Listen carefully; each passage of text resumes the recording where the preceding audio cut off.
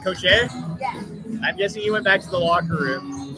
Okay. What are you looking for? Do you know where his he has the camera for the guys? Oh, thank you.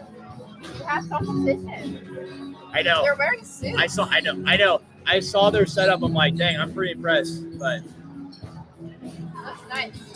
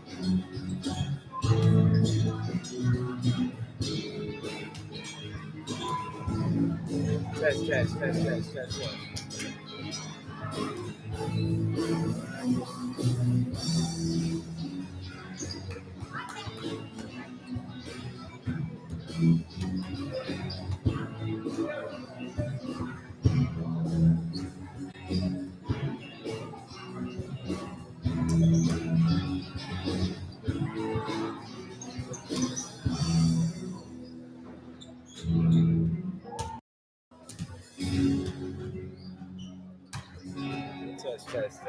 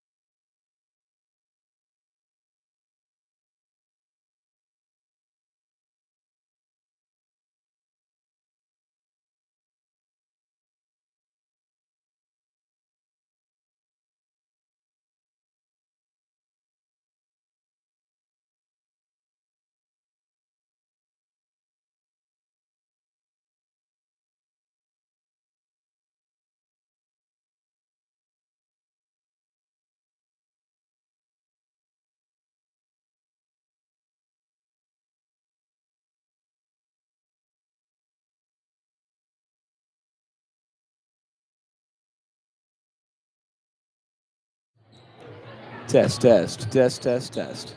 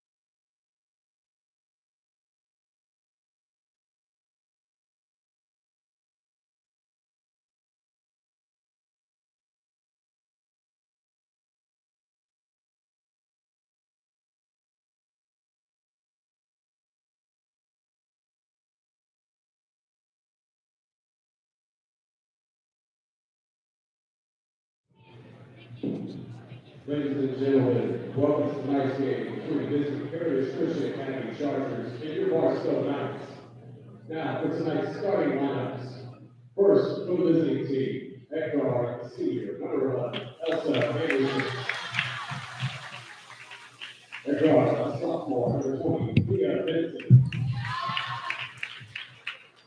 A small forward, a junior, number 24, Ella Grace Gallup. At forward, a junior, number 15, Juliana Guidance. And at center, a sophomore, number 31, Caitlin Lowe.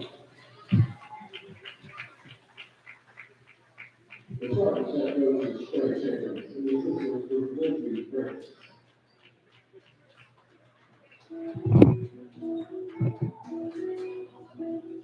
And now for your Barstow Knights.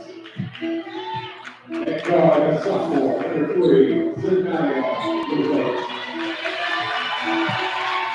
At guard, a sophomore, number 11, Amelia Hoffman.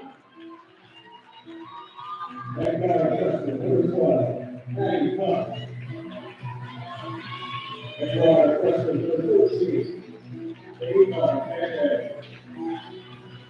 At guard, sophomore, number 15, Talia Rivera. Tonight we look for 11 together. Tonight we look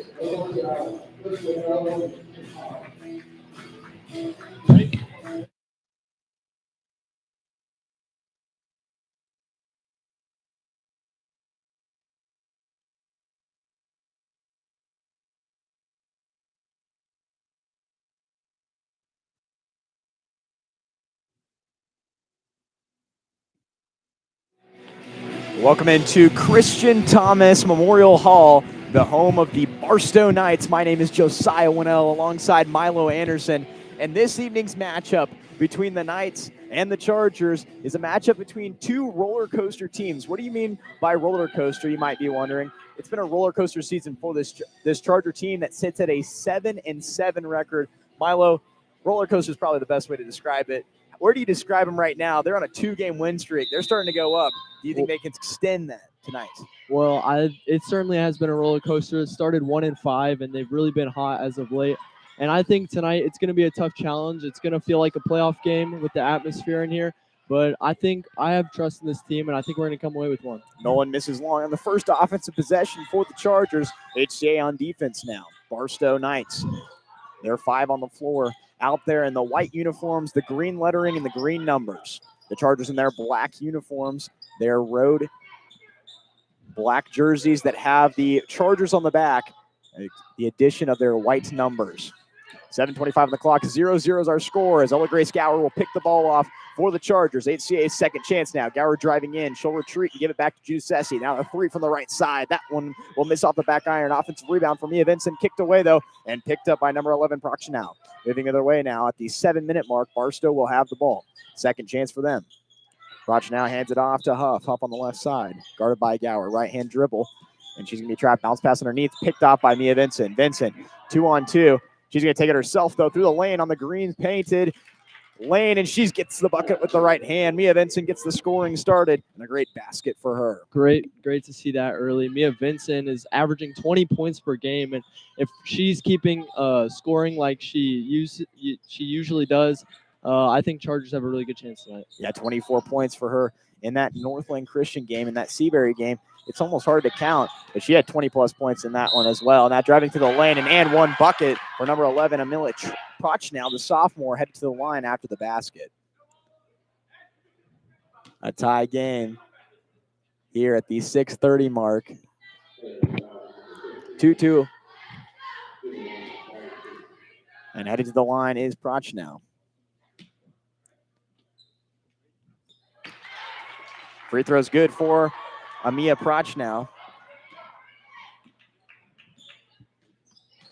At the 6:22 mark, a 3-2 lead in favor of Barstow. Now the Chargers miss with an Elsa Anderson 3.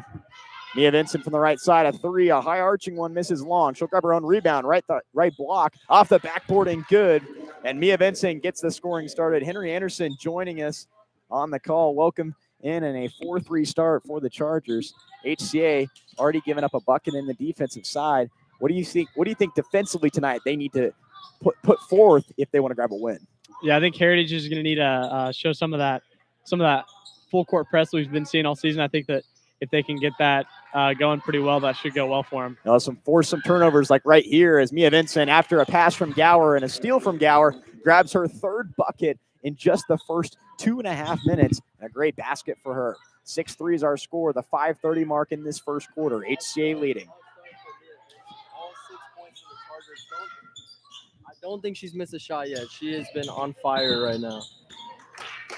And another turnover for Barstow. The ball will be handed off to HCA. Ella Grace Gower, the one inbounding it, and the Chargers defensively have played really effectively so far. Mia Vincent, the one that brings it across half court, gives it up to Gower on the left side, finds Anderson in the corner, now on the block. Caitlin Nolan backing her man down, kicks it out. Gower from the left side gives it to Vincent. Vincent driving in, elbow shot from the left side, misses, and that's a rebound in favor of Barstow. Dreyer taking it now. Prochnow driving in, retreats, takes it out, thinks about a 3 and says we'll drive it in, back. The free throw line extended, back to the top of the key. Now the ball goes through the hands of a Knight. Has to be handed back. Now Vincent going to knock it over to us. Saved in the corner and immediately trapped by Dreyer, who drives baseline, throws it up and misses off the back iron. Offensive rebound and back up. No good. Nolan the one that grabs the rebound.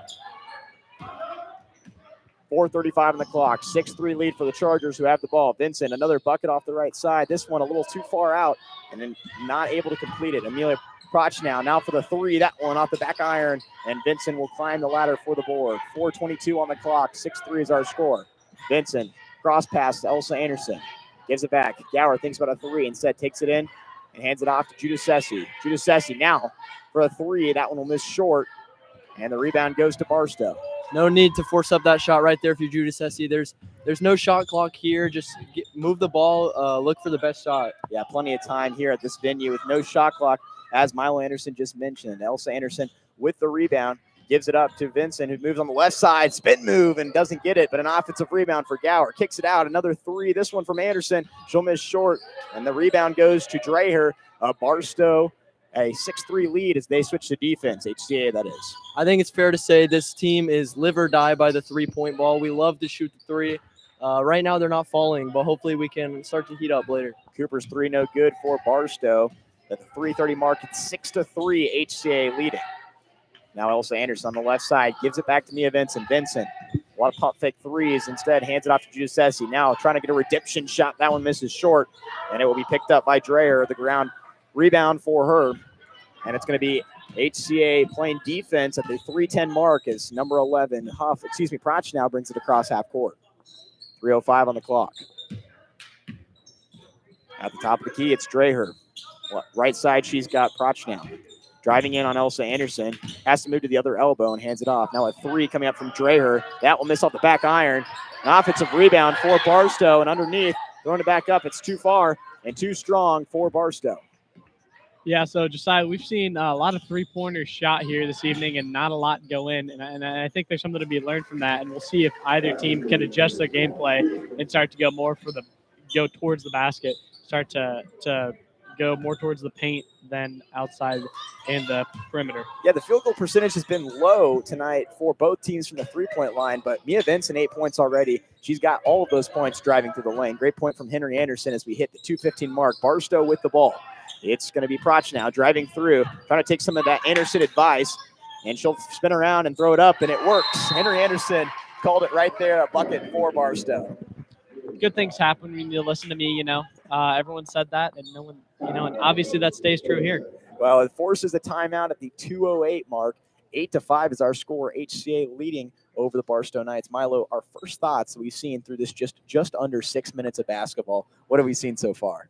Well, we've seen a lot of three-point shots. That's one thing that we've seen. Not a lot falling, but bright spot early for HCA has been Mia Vincent. 8 points, all 8 points. She's been active on the defensive side of the floor, and it's turning into a lot of points on offense. Henry, defensively, HCA has played well guarding that perimeter shot, but they're driving the ball in. And any terms that Barstow's driving it in on HCA, what can they do defensively to play bigger, to play and to remove any of that paint play? I'm not sure. Has HCA been in a zone? I have not seen that, but that's a good way to do it, is to put them in a 2-3 zone, because that's going to make Barstow shoot, which is something that we have not seen them do well yet tonight. So putting a zone defense in would be able to stop the Barstow Knights. We'll see if any adjustments were made after that timeout. Now Elsa Anderson on the left side. HCA on offense leading 8-5 at the 150 mark. Prado driving through, gives it underneath, and a nice dish, but a whistle will be called before it's completed. And it's going to go on number 13, Naima Bande, the freshman for Barstow.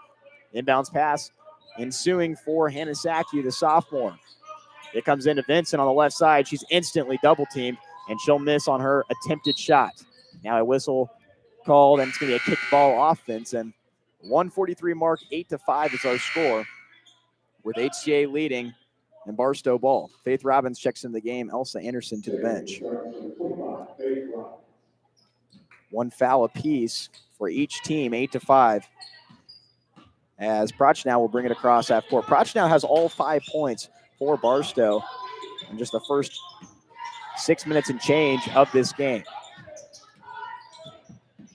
Huff gives it up to Cooper. Cooper looking for Dreher, instead guarded by Robbins very closely. Now at the free throw line, Prochnow guarded by Vincent. Holds on to it a second. Now drives in, tries to hook. Instead will go and lose it. And there's the 3-second call as Vincent's defense forces a turnover. Prochnow gives it away. And Morgan Stapleton and Michaela Judasessi check into the game for the Chargers.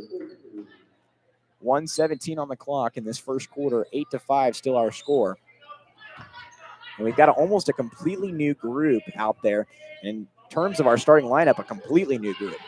Prado on the left side, drives in, loses the ball for a second, picked up by Stapleton, and that's going to be knocked away. Prochnow, left-hand layup, and that's no good as the strong misses. moving the other way, 60 seconds remaining. Big break there from the Chargers. Bad giveaway, I would say, and Prochnow just could not finish the layup. Prado's bounce pass underneath, left hand block, gives up to Sackey, top of the key, 3. That one's off the back iron, no good. Robbins has a hand on it. Instead, Prochnow will pick it up, and a whistle will be called on Stapleton, 42.9, 8-5. Again, our score, just 42 seconds and change in this first quarter remaining. HCA looking to be a little bit more aggressive here. And this full court press, and a travel will be called.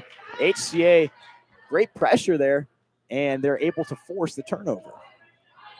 41.7 seconds. Henry, you said defensively that exactly what they need to do. They need to force the pressure. They need to press.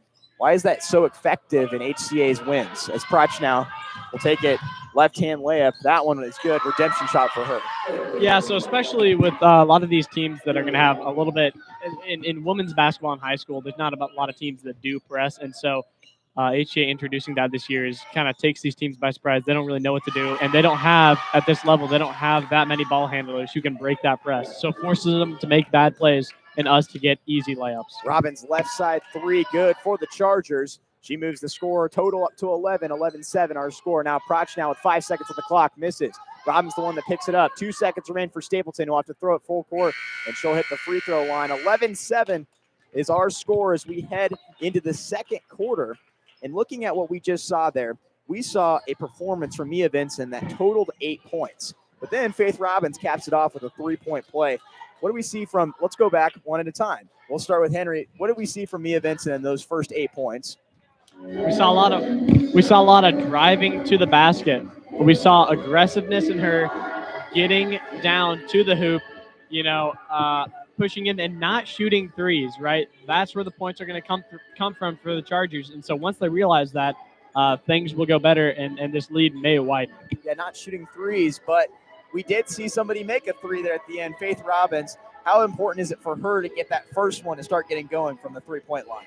Yeah, well, before that, it was really the Prochnow versus Vincent show with all the points from each team. But it's really important for the role players on HCA to start making shots like that. And if Vincent keeps this up, HCA could pull away, and it could be a blowout. Henry, what do you see right now? Right now, as head coach Trey Chambers talks to his gals, they're leading by 4. What do you think he's telling them right now? Keep the pressure on them. Don't let off for 1 second, because as soon as you let off the gas and let the other team back in the game, it could go either way. So keep pressure on them, try to get a little bit bigger of a lead, and just try to honestly if you can expand that lead, Barstow will eventually mentally give up. That's the goal. 11-7 as we begin the second quarter. Barstow in their white jerseys, the one that starts with it. It's going to be number 15, Dreyer, who's guarded by Saki on the left side, drives to the lane and loses the ball. A whistle will be called by the baseline judge.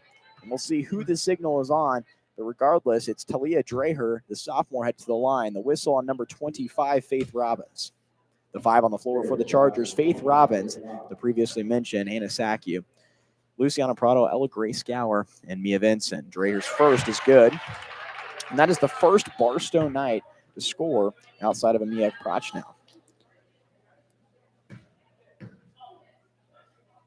Now her second. Will miss short. Vincent grabs the board. 11-8 in favor of HCA. Mia Vincent gives it back to Gower, who will give it right back. Mia Vincent drives to the lane, left elbow, gives it up to Prado. Mid-range jumper on the baseline, no good. Vincent had the offensive rebound for a second, but it's poked out of bounds. It's going to stay HCA ball under the baseline. I thought that was a good drive there from Vincent. Just get into the lane. It forces the defenders to collapse, guard more around the hoop. She kicked it out to Prado. It was a good look, didn't fall, but good offense there from the Chargers. Vincent's 3 misses. It's going to be Barstow ball. The 7:30 mark, 11-8 in favor of HCA. The Chargers in that first quarter, 8 points from Mia Vincent and a 3-pointer near the end from Faith Robbins, the senior. She's back out there alongside Vincent as they play defense, just trying to force the ball before it gets to half court. Barstow able to get the ball across, now trying to trap, and they're able to give it back up to Mia Prochnow. Prochnow, obviously one of the top players for this team. She picks up her own dribble and throws it off the right side after spinning through the lane. A great bucket for her. Not sure where the travel was there. It looked like one from here. Maybe the ref saw it differently. I believe the ref says it bounced out, but, there's definitely an argument on both sides as Mia Vincent not able to corral her own bounce right there. As we reach the 7-minute mark in this second quarter, 11-10. HCA still leading. Prochnow guarded by Vincent. She's thinking about a three. She takes it, and that will miss long. Prado, the one that grabs the board. She's bringing it across half court. She gives it to Mia Vincent. Mia Vincent gives it up to, Gower. Right back to Vincent. Now across to Robbins. The three, that one will miss off the back iron. Bounces around a couple times up to Vincent, who will pull it from the left side this now. And that one's good for Mia Vincent. Able to get the scoring started in the second quarter and moves up the lead to 4. Cooper bringing it up for Barstow. Kicks it out. It's going to be a three. This one trying to respond. No good for Prochnow. HCA ball after a Robbins rebound. 6:12 on the clock. Robbins brings it across half court. Gives up to Mia Vincent at the top of the key. Now driving through the lane, right side. And that one will roll in. A great basket for Mia Vincent. She's on a run right now. It has certainly been the Mia Vincent show right now. 13 of the Chargers' 16 points. And we still got 6 minutes to go in the second quarter.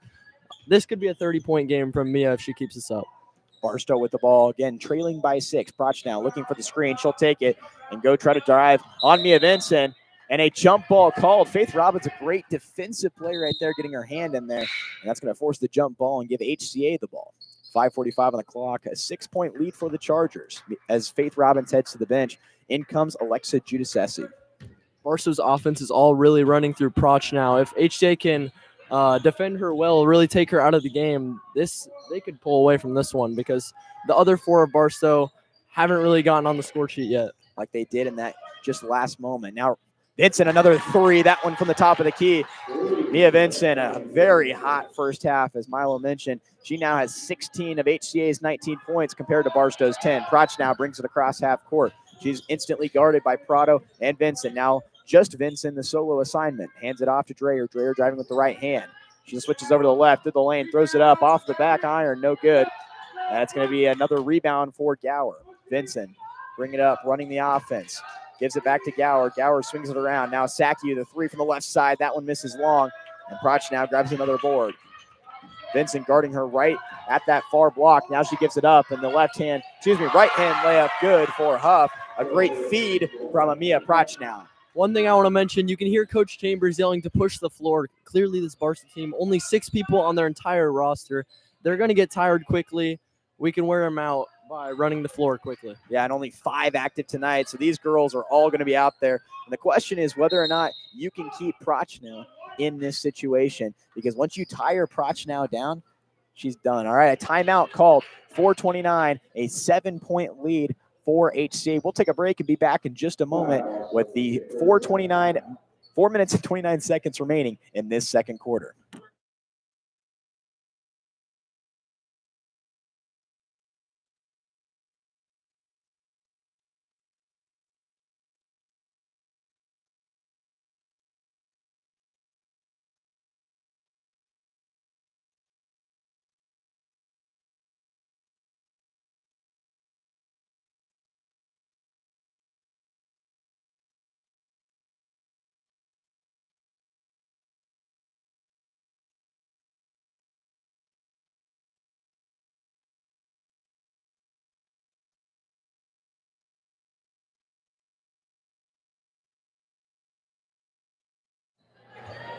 Welcome back to the Barstow School. Inbounds pass stolen away by Mia Vincent. She feeds it immediately to Prado, but she'll miss strong on the layup. It's going to be Prochnow bringing it across. It's a 3-on-1. Gower, the only defender. She goes right at Gower, and Gower will grab the rebound after playing great defense. HCA with a great sequence right there as we hit the halfway mark in this second quarter. Vincent driving through the lane, and a travel will be called, a hesitation step, and she looks confused. Milo, are you as confused as Mia Vincent right now on that travel call? Well, I certainly am. Not just on that. Maybe that could have been a travel, but there's been a lot of plays like that that haven't been called, and that consistency factor, maybe that's why she was a little bit confused. Kelsey Anderson in the game for HCA. 19-12 at the 4-minute mark as Prochnow hands it off to Dreyer. Dreyer guarding by Giudice. Hands it off to Cooper. Cooper right back to Prochnow at the top of the key. Prochnow, as Henry Anderson said during the break, hasn't made a three now, but she's had success driving through the lane. And a whistle called, a 3-second call, and HCA's stifling defense causing at least some confusion for this Barstow offense, and HCA with the ball after the turnover. 19-12 in favor of the Chargers. Alexa Giudicetti, corner three, a high arching one. It will miss off the back iron. Gower with another rebound, bounce pass underneath, baseline drive, and off the backboard is good for Luciana Prado. Her first basket of the evening brings the Chargers total up to 21. Now trying to break the press is Barstow, giving it up to Cooper. Cooper, ball knocked away for a second. It's going to be rolling around a couple times, and she takes a walk and takes a travel. We're on the state line. She moved over to Kansas for a second with a little move right there. It's a 9-point lead for HCA, who just forced another turnover. 3:22 on the clock, and it's going to be HCA ball. Mia Vincent bringing it across. She picks up her dribble and hands it off to Gower. Gower on the right side. Prado pulls up the three with Cooper right in her face. She'll miss long. No need to shoot that one if you're Luciana Prado. Get a good shot. Once again, there's no shot clock. Get a good shot. And the way the defense is playing right now, HCA can take as many options as they want. As a quick transition bucket for Mia Vincent brings her up to an even higher point total. She's got so many of these 23 points for HCA compared to the 12 on the other side. Kelsey Anderson knocks it away. Is going to dive on the sideline, and it's no good in that attempt. It's going to be Barstow ball right in front of the parent section. 2:47 on the clock. 23-12, HCA leading. Now Prochnow driving through the lane, off the floater, it's good. And with a little kiss, Prochnow throws it in. She's already got double digits in this game, 11 points for her. Now Giudicetti, HCA going the other way. Giudicetti's ball picked right off. Prochnow hits the ground hard, but she's going to get the call. And she's slow to get up, but she does get up by her own merit. 2:31 on the clock, 23-14. Elsa Anderson will send Ella Grace Gower to the bench. Certainly would not be good if Barstow were to lose a player. 2:30 on the clock. Prochnow bringing across for Barstow. 2:25. She's guarded by Kelsey Anderson. Drives it through the lane. 3 Chargers right in her way, and a whistle will be called on one of them. The question is, who will it be on? And the signal is on number 12, Kelsey Anderson. 3 fouls on HCA in just first 5.5 minutes. Prochnow headed to the line. She converted an and one earlier, and she converts this first free throw. 12 points for her. She's going to try to make it 13 right here. It's up and it's good. Prochnow, 13 of the 16 points for Barstow. 2:20 on the clock, 23-16. HCA leading. Mia Vincent, left elbow, kicks it out. Giudicetti, another 3. This one's going to be way long, but she's going to get the whistle, headed to the line. For 3 free throws is Alexa Giudicetti. The whistle going to be called on number 12 of Barstow. That's Addie Huff. The freshman, a little bit too much contact right there, Henry Anderson. And we've seen Alexa Giudicetti with so much talent in terms of getting that call, in terms of heading to the line. 3 free throws up for her. First one's no good. What does it take to be effective in drawing the foul, number 1, but also being open, being that open for a 3-point play? Yeah, so for drawing the foul, I mean, if someone touches you, you fall over. You know, you can make it a little dramatic. You know, in that case, you can be like soccer. Isn't that right, Milo Anderson? A little bit of a flop, get that call. But no, for just getting open, I memean, I think just seeing who's guarding you and just going away from them. Well, it's not going to yield any points as she misses all 3. 2:10 on the clock. And Prochnow pushing it through. She's going to retreat back outside the arch. Guarded by Mia Vincent. Looking for a screen, and she'll get it. Now switches over onto Elsa Anderson's defense and miss off the back iron. Kelsey Anderson picks up the board. Gives it up to Vincent. Just under 2 minutes remain in this second quarter as Vincent's pass underneath. Elsa Anderson kicks it out, and the bucket good. The 2 for Kelsey Anderson. Anderson able to find a great dish from Elsa Anderson on the right block. After Anderson's bucket, Prochnow driving out, gives it up to Cooper. Elbow 2, no good. Offensive rebound, thrown back up and blocked by Mia Vincent. Surprised we did not see Prochnow go for a 3-pointer there. Another bucket, a left-hand layup for Mia Vincent. Yeah, she doesn't seem like she's been as confident as she was in that first quarter, but she's really still scoring. She's got the majority of all of these points for Barstow. I think fatigue could also be a big factor to that. No substitutes, running back and forth down the court, and really the refs haven't called that much. There's not been much stoppage of the play. Barstow definitely looks a little tired out there. It's the complete opposite on HCA's side, right? They've got a complete bench that they can use and use fresh legs all night. Now Dreyer driving through the lane. That one will rim out, and Elsa Anderson picks up the floorboard, moves it with 45 seconds. She'll find Prado on the right side. She's going to drive baseline, goes up with the mid-range jumper, no good. Anderson picks it up, gives it up to Giuseppe. Now a corner three from Vincent. That one will miss short.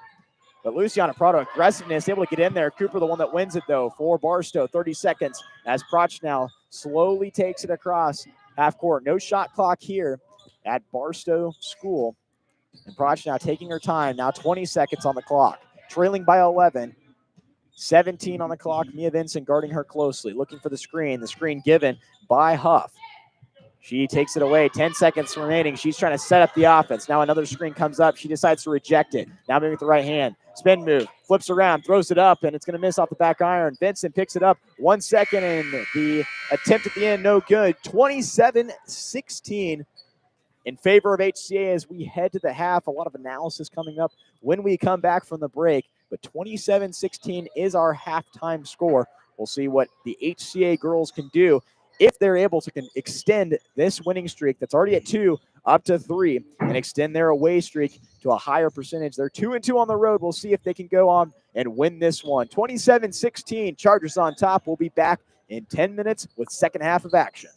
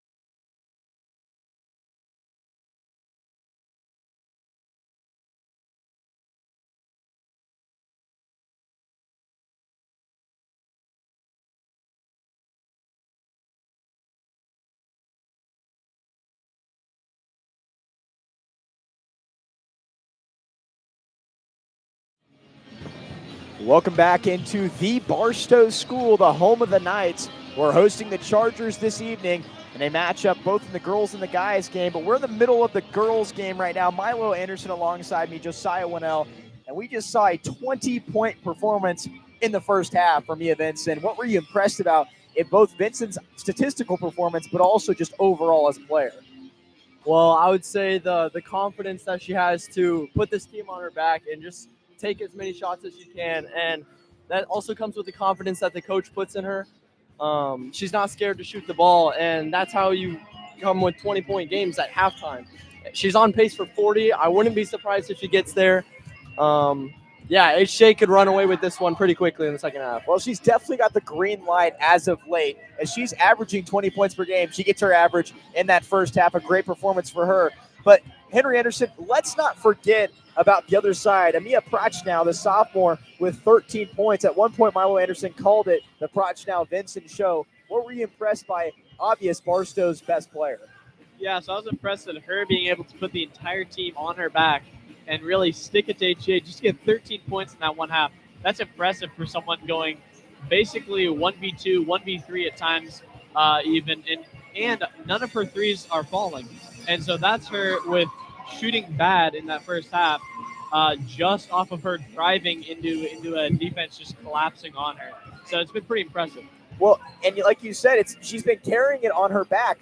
What does she need to do, or what do the ladies around her need to do to really produce something offensively to complement her and take some of that weight off her back? Yeah, so if there's two or three people guarding you, there's going to be one or two people open on the court. So those girls need to be talking, yelling, "Hey, I'm open! Hey, I'm open!" Get in a position where they can shoot an easy bucket. Because as Prochnow drives in, it could leave the opposite side of the paint open for another girl just to dish it, easy layup. Yeah, great analysis. Just under 60 seconds before we resume in this girls matchup, the second half. But let's look really quickly towards the boys game. Why should our viewers, our listeners, return for this revenge game for HCA? Well, you should stick around. It certainly is a revenge game. Last year, the two teams faced off at HCA's home court. Barstow came to our place, sunk a buzzer-beating three that really just broke Heritage Christian's hearts. Yeah, these boys, they remember it. They're going to come out fighting, and they're going to want their revenge on Barstow tonight. They're going to be fired up. Henry Anderson, what was the emotion you experienced when you saw that three fall in, the game winner for Barstow last year? Tears. That's really, just absolute tears.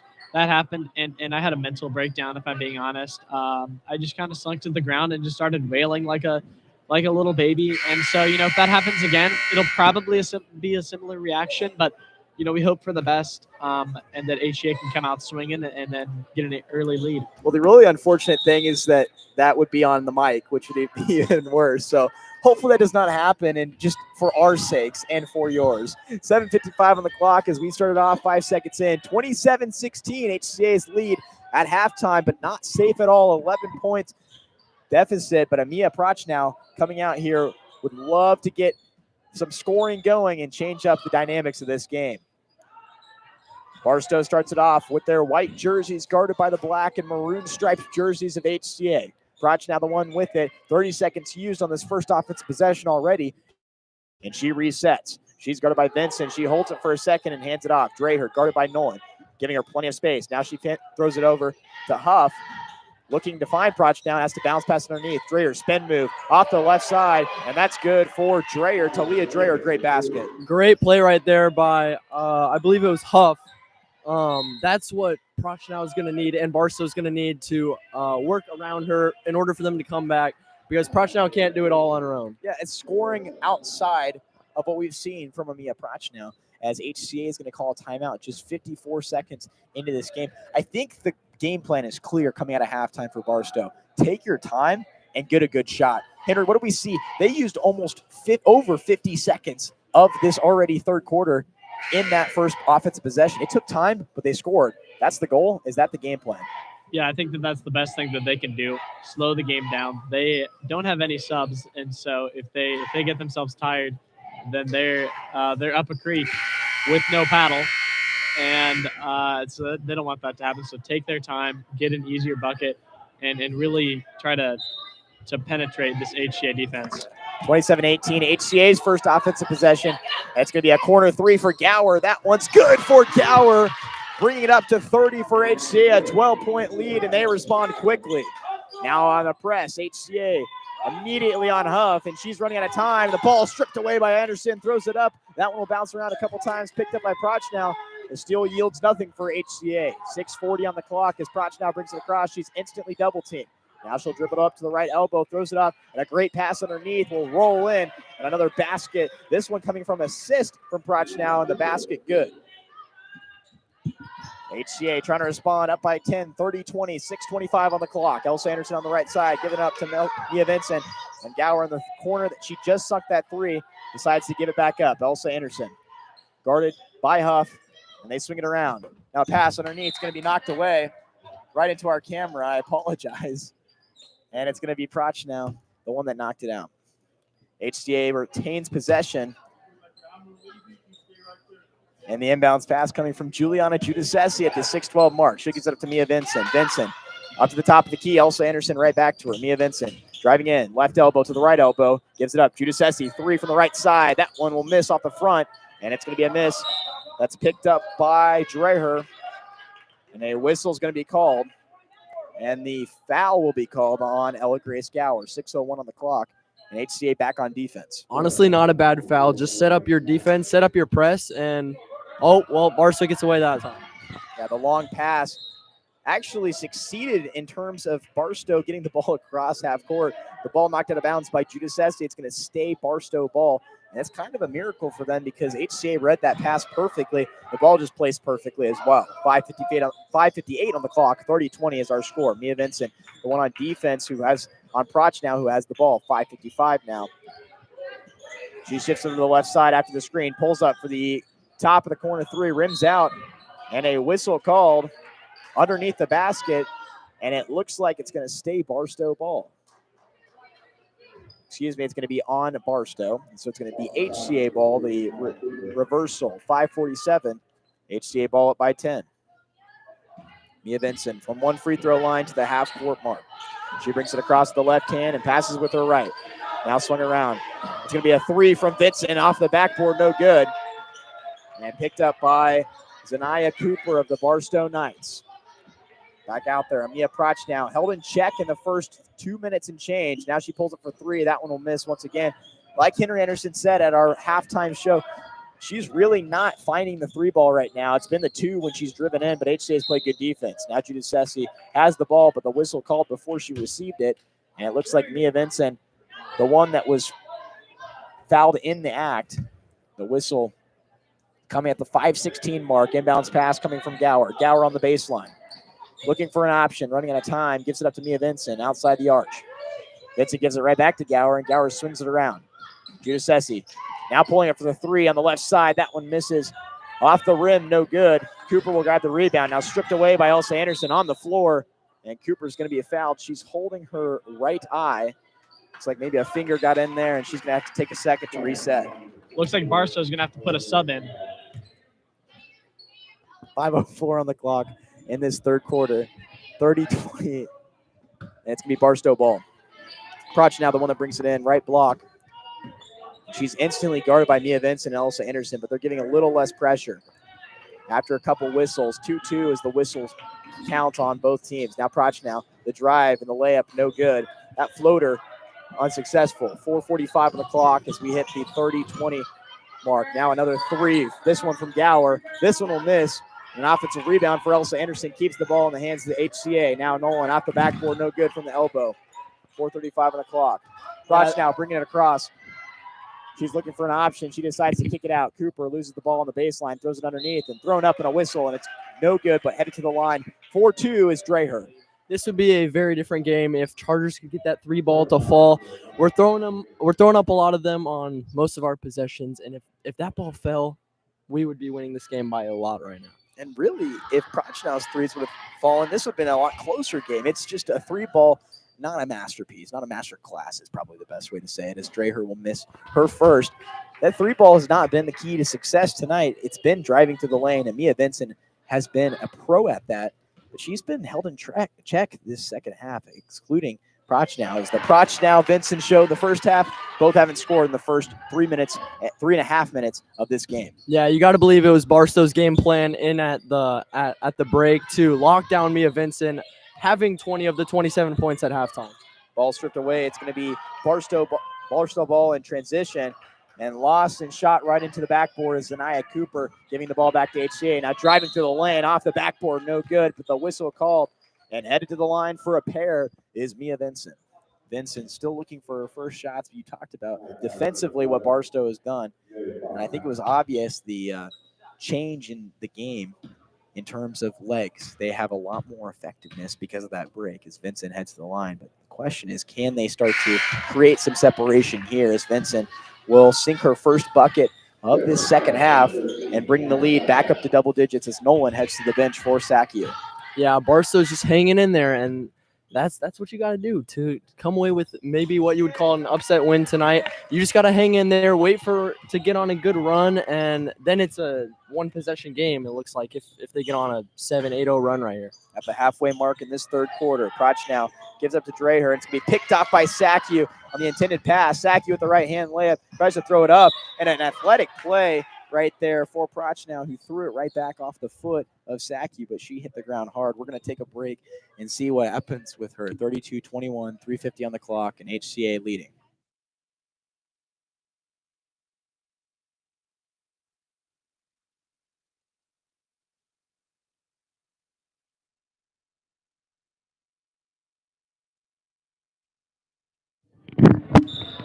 Prochnow.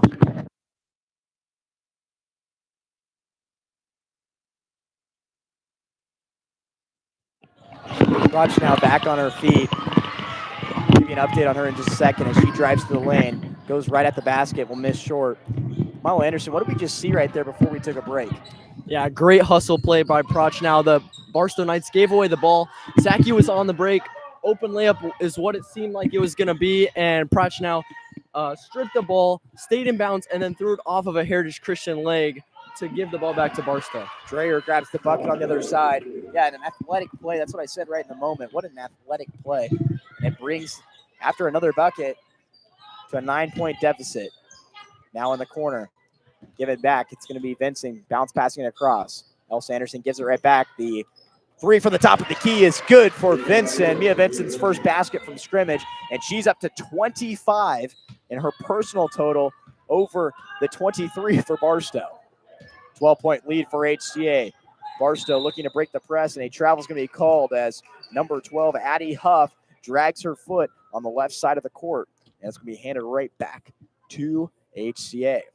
2:45 on the clock, 35-23. The Chargers leading. The five on the floor out there. Elsa Anderson, Juliana Giudice, Hannah Sakio, and Ella Grace Gower, who has the ball. Mia Vincent at the top of the key. Bounce pass.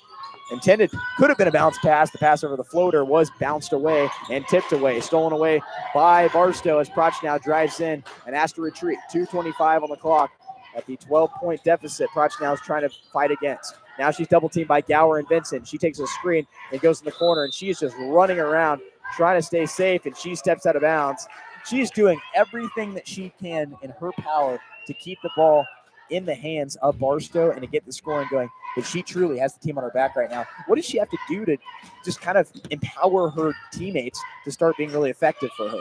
I mean, I really feel like she's done everything she can. It's on her teammates now to help her out a little bit. She's seems to be everywhere on the floor.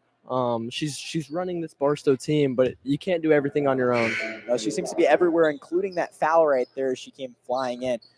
And Giudice will check in for Elsa Anderson, headed to the bench. 2:06 remaining in this third quarter, 35-23. And that was the fourth foul on Barstow. One more would mean free throws. Juliana Giudice grabs the inbounds pass, kicks it out to Alexa Giudice, who swings it around. Now Sakio, bounce pass across, and it's going to go over to me and go underneath. Henry Anderson able to give it up. Great play right there. Braden Hayworth made some great plays in the last one against Bishop Seabury. What a play from Henry Anderson. I'm sure it's nothing like that. Great pass for him to Ella Grace Gower, and another great pass. She'll give it back up. Sakio bounce pass underneath. Giudice, that block, and it's going to be blocked by Barstow. Moving to their way. Prochnow loses it for a second, able to re-corral it. 1:45 on the clock, and she'll give it up. Now gets the ball right back. Looking for a screen.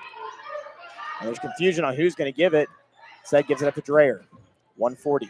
Dreyer driving through, loses the ball. Judith Sessi, the one that knocked it out. Gower, the one that picked it up. 1:35 on the clock as Ella Grace Gower brings it across half court, looking for an option. She picks up her dribble and goes across to Judith Sessi, who steps around for the three, misses long, and that's going to bounce towards us. And another great play and a great pass from Henry Anderson. Henry on a roll. Yeah, I'm the facilitator of this bench. I'm a great passer, and we've seen a couple assists already, and it's going to continue. We'll see what you can do defensively right here. 1:20 on the clock. Yeah, but man, what a play over there. Saving the camera too. Great job. Prochnow driving in on and Mia Vincent. Thinking about a three, but it just really hasn't fallen tonight, so she hesitates. Now at the top of the key, she'll drive on Judith Sessi through the lane. Multiple chargers in her face, and yet she still makes the bucket. Prochnow, first basket of this second half. The Chargers hold her in check for the first 7 minutes, but then it ends. Now a corner three, as Judith Sessi will miss short. Mia Vincent had a hand on there, and Hannah Saki will pick it up as the ball bounces around a couple times. Now Mia Vincent on the far side. That one misses off the back iron. Ball knocked around. It's going to be knocked out of bounds by Faith Robbins. Barstow ball with 46.3 on the clock. A 10-point lead for HCA as Michaela Giudice checks in the game for her sister Juliana Giudice. HCA looking to try to be effective offensively and defensively in these final 45 seconds. Amila Prochnow, the sophomore, played so well tonight, got her first basket, just 20 seconds a game clock ago. Now driving to the lane, loses it for a second. A nice right-hand layup. Amia Prochnow, an effective night on both sides of the ball, but a great bucket for her. She just took it upon herself to get Barstow back in this game, and they're hanging in the game because of her. 27-35. This game is not over yet. The free throw shot, no good for Saki. Now a mid-range. Trying to get up for Cooper, left-hand layup. She uses her right hand instead. Might regret that one as Vincent will be called. Vincent will grab the whistle underneath, and so Cooper grabs the bucket, tries to grab the bucket, unsuccessful, and is fouled and decides to foul right away. And with 7.8 seconds remaining, that's a really frustrating foul if you're Barstow, because now Mia Vincent, one of the best free throw shooters in Kansas 3A, heads to the line to shoot because of that 5 foul rule. Vincent taking her time, again, 7.8 seconds on the clock. This is an 8-point game, and it will stay that way as Vincent misses her first. And I'll repeat that. This is an 8-point game, guys. And the way that Prochnow has played, she has kept them in this game. Barstow, that is. HCA is going to have to start getting shots to fall as Vincent will make the second and will void any tapping over. Brings the lead back up to 9. 5 seconds remaining. Prochnow driving through the lane, throws it up, gets the bucket and the whistle. And HCA kind of puts their hands in the air like, where did that come from? The bucket comes with 2 seconds left. She's headed to the line, trying to make this a 6-point game. Yeah, not the end of the third quarter that HCA would have wanted. A 10-point lead suddenly becomes a 7-point lead and could become a 6-point lead right here from the free throw line. And what was the key to the success? Amia Prochnow, yes, taking free throws right here. She's able to convert it, and that's 7 points. And what's the discussion now? It looks like it's going to be HCA ball. 2 seconds remaining. Now Giudice from half court throws it up. That one will miss long and up into the rafters. But we have a 6-point game. And here's the thing. Yes, Prochnow has 7 points in that third quarter. But what happened in that third quarter right there? Other members of the Barstow team started to score, and that was so effective. Henry, we talked about it at halftime. Why is Barstow in this game right now? Why are they only down by 6? Yeah, again, it's just Mia Crotch now. Now she started to facilitate her offense a little bit better in the second half so far, and we'll see if that continues. If that continues, it could be a real problem for the Chargers as Barstow's now only down 2 possessions. We'll be back in 30 seconds with the fourth quarter.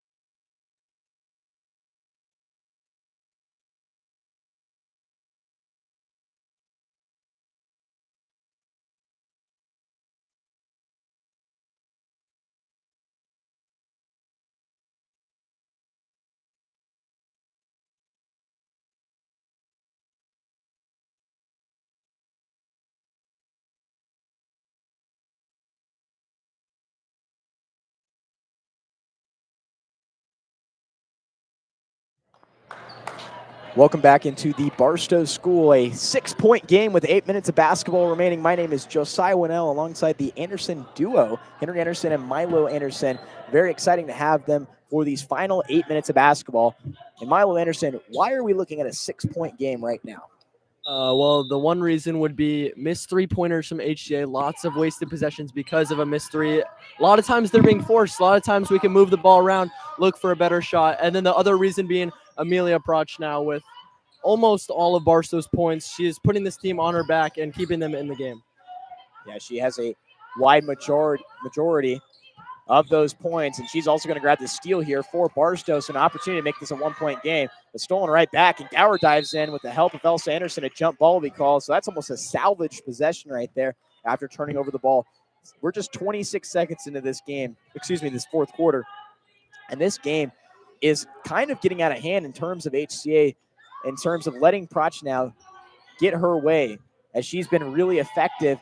But also on the defensive side, Barstow's been effective in shutting down Mia Vincent. We'll see what happens here as Barstow has the ball with 7:20 on the clock, and a travel is going to be called on number 13, Naima Bande. She's been really non-factor in most of this game as she gets some coaching from some of her assistants. She's a freshman, a lot of maturity that needs to come, but Mia Proch now already a sophomore. We can see all the maturity that these coaching staff can give. Now Gower in the far corner, gives it back up to Mia Vincent. Vincent driving from the right elbow, gives it off. Gower, another three. This one will miss off the back and will miss over. Out of bounds. It's going to be Barstow ball with 7:04 on the clock. Sackey trying to guard the inbounds pass. Proch now still able to get it. 7 minutes. As she's at free throw line extended, decides to go with the left hand, go through the legs and drive in. Now she's trying to give it back up from the elbow, hands it off. Now she'll retreat outside the three-point line. 6:50. Proch now has not made a three tonight, but has attempted multiple, as she'll lose the ball, and Elsa Anderson will pick it up. Vincent pushing it now on the right side, driving through the lane, tries to pull it up, but it's going to be stripped away by Addie Huff, the freshman. Now Huff, bounce pass underneath, gives it back up to Proch now, who's trying to get across, and a whistle's going to be called on Elsa Anderson. You could tell Proch now just trying to stop the game as she kind of leans in to Elsa Anderson, able to get the whistle there. Probably not a bad foul there from Anderson. It looked like Barstow had numbers running at the hoop, and they probably would have gotten an open shot if we had not fouled them there. Inbound fast goes to Cooper this time, who picks up her dribble immediately. Elsa Anderson immediately on her. The bounce pass underneath, still picked up by Proch now. 6:25 on the clock. She tries to drive, and she'll go right over the foot of Sackey. And a whistle will be called. And here's something that you've got to look at. Proch now, part of the game, might be just trying to get to the line, as that is the second foul already. They haven't updated the scoreboard. That is the second foul on HCA. If they can get to 5, Proch now headed to the line, could be the difference in this game. She grabs it on the inbounds pass, pulls up this one from the mid-ranger off the backboard, and we have a 4-point game here. 36-32 with 6:15 on the clock. HCA leading. That deficit slowly waning away. Now a three from Vincent, top of the key. That one misses off the right side, and it's going to go out of bounds. Barstow ball down by 4. The momentum definitely on this Barstow side right now. And yes, Amia Proch now the one that is catapulting, being the catalyst for that. But HCA realizing they have to stop all 5 members of this Barstow team with no subs has been so effective tonight. 5 on the floor for HCA. Mia Vincent, Hannah Sackey, Ella Grace Gower, Luciana Prado, and Juliana Giudice. 6 minutes remain, and the ball is going to be tipped out of bounds on a high pass. Addie Huff, the one that knocks it out, and right back in the hands of HCA at the 6:01 mark. Feels like HCA really needs a bucket here. Momentum all on Barstow's side. It's just a 4-point game now. HCA really needs a bucket. Grow that lead again. That might come from Giudice. Will pull for the 3, but it rolls out. Gower grabs the offensive rebound, goes right back up, and she gets that bucket you were talking about. And a 6-point lead for HCA. And Ella Grace Gower's first basket of the evening could not have come at a better time. Great play by Gower. Don't give up on that play. It was unfortunate that 3 ball didn't fall, but she was there to grab the board and put up a tough layup. Proch now drives it to the lane, will lose it. That ball picked back up and blocked by Mia Vincent when the shot attempt went up. And now driving through the lane, Talia Dreher is going to be headed to the line after a whistle is called. She has an opportunity to erase even more of this deficit, right back down to 4 with 2 free throws. 5:26 on the clock. Henry Anderson, these last 2 minutes 2.5 minutes of basketball have been back and forth, but it feels like the momentum is all on Barstow still. Yeah, definitely true, Josiah. We've seen Barstow kind of claw their way back into this game all of the second half, and we've seen Proch now really will this team to keep going. And the question is going to be, do they have another 5.5 minutes of good basketball in them before they get too tired? Well, after missing the second free throw, we have a 5-point game. 38-33, 5:22 remaining in this fourth quarter. HCA with the ball and the lead. Now Vincent driving to the lane, pulls up, and the mid-range two, no good. Proch now the one that picks up the rebound. Now she's trying to push it with the right side. She's slowed down by Mia Vincent. Good defense to stop her, but now she'll drive baseline, and she'll run out of room and has to retreat on the other side. Giving it up. Swings it around to the freshman. Now Dreyer, the sophomore, driving to the lane, throws it up, and she'll get the whistle, headed to the line for 2 more. And that is the 4th foul. And even without getting to that 5th foul mark, HCA is allowing Barstow to get to the line. Barstow right now already forced many free throws in this fourth quarter. That could be the difference in this game. Milo, what is Talia Dreyer alongside Proch now, who've already got to the line as Dreyer makes the first? What do they have to do in terms of getting to the line to force this lead, this deficit, to slowly close? Well, just keep being aggressive. The more they drive into the lane, the more fouls are going to be drawn, and the more they'll be put at the free throw line and pick up 3 points. Now you look up at the score, it's a 3-point game. It certainly hasn't felt that way the whole game. It felt like HCA has dominated, but just bad shots and empty possessions keep Barstow in this game. 5 minutes remaining. Kelsey Anderson in the game for Ella Grace Gowers. The ball's picked off with 3-point game. A 1-score game as Proch now has an opportunity to change that right here. She gives it up to her freshman Huff and giving it right back. Vincent on defense. Proch now off the screen. Pulls it for 3, trying to tie it. And that one's good. The first 3 for Proch now comes at the perfect time for her. And we have a tie game, 38-38 with 4:30 on the clock. Mia Vincent trying to change that, and she's headed to the line. The first foul on Barstow comes at the 4:28 mark in this fourth quarter. A tie game and really a change in this second half. All of those adjustments we talked about at halftime been so effective. Vincent headed to the line for her first. And she breaks the tie. That is her first bucket of this fourth quarter. She's been held in check, and that's really the difference in this game. 7 points for her, trying to make it 8. And she won't as it goes off the back iron. Offensive rebound, though, by Mia Vincent. Now she's going to pull it for the 3, and that one will miss off the back iron. Another offensive rebound. Her getting her own rebound. Throws it up. Too strong, though. Tries to save it. It's going to be out of bounds. Off Vincent. 4:19 on the clock. It's Barstow ball. Yeah, and when you look over at the HCA bench, you can sense the nervousness, the frustration. HCA has 13 players on their roster today. Barstow only has 5. And for the score to be a 1-point game after an 11-point lead at half, certainly not how the Chargers wanted to come out in the second half. Dreyer misses off the back iron. An offensive rebound, though, for Cooper. Proch now looking for the screen now at the 4-minute mark in this fourth quarter. She'll take it and switch over to Luciana Prado. Switches around the 3 from the top. No good. Kelsey Anderson trying to grab the rebound. Successful in picking it up. She'll give it up to Mia Vincent, who's going to try to slow down this game as she brings it across half court. Now switching her over at the free throw line. Kicks it out. Kelsey Anderson's 2 misses off the back iron. And Proch now grabs the offensive rebound, but loses it for a second. Judas Sessi dives in and grabs the jump ball. And it's going to be HCA ball salvaging a possession on a miss. And at the 3:39 mark, HCA with an opportunity to try to score right here. Inbounds pass will come from Hannah Sackey. Looking for a target. At the 4-second mark, gets it into Judas Sessi. She'll swing it around to Prado. Will drive baseline. Bounce pass it underneath. Sackey instantly guarded. Kicks it out. Swung around. Mia Vincent.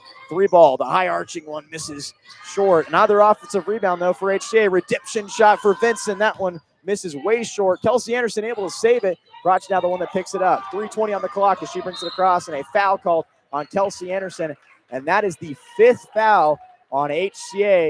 And as I said at the beginning, that could mean so much. Still 3 minutes of basketball to play, and Amia Proch now headed to the line to shoot free throws, possibly to take the lead in this game. First lead of the game if she's able to convert both. Henry Anderson, these free throws right now, we talked about it. Why is this such a big deal? She ties the game.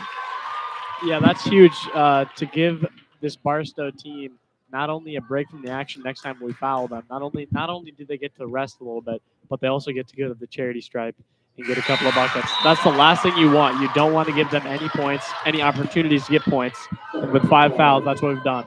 Barstow grabs their first lead of the game as a timeout will be called by Barstow. 3:19 on the clock, 40-39. Barstow leading by 1. And Amia Prochnow has been the offensive answer with 14 points in this second half. Alongside her, though, Talia Dreher, 7 points. She's starting to get it going. This Barstow team looking to other options besides their primary one. We'll take a 30-second break alongside the players. 3:19 on the clock, 40-39, HCA trailing by 1.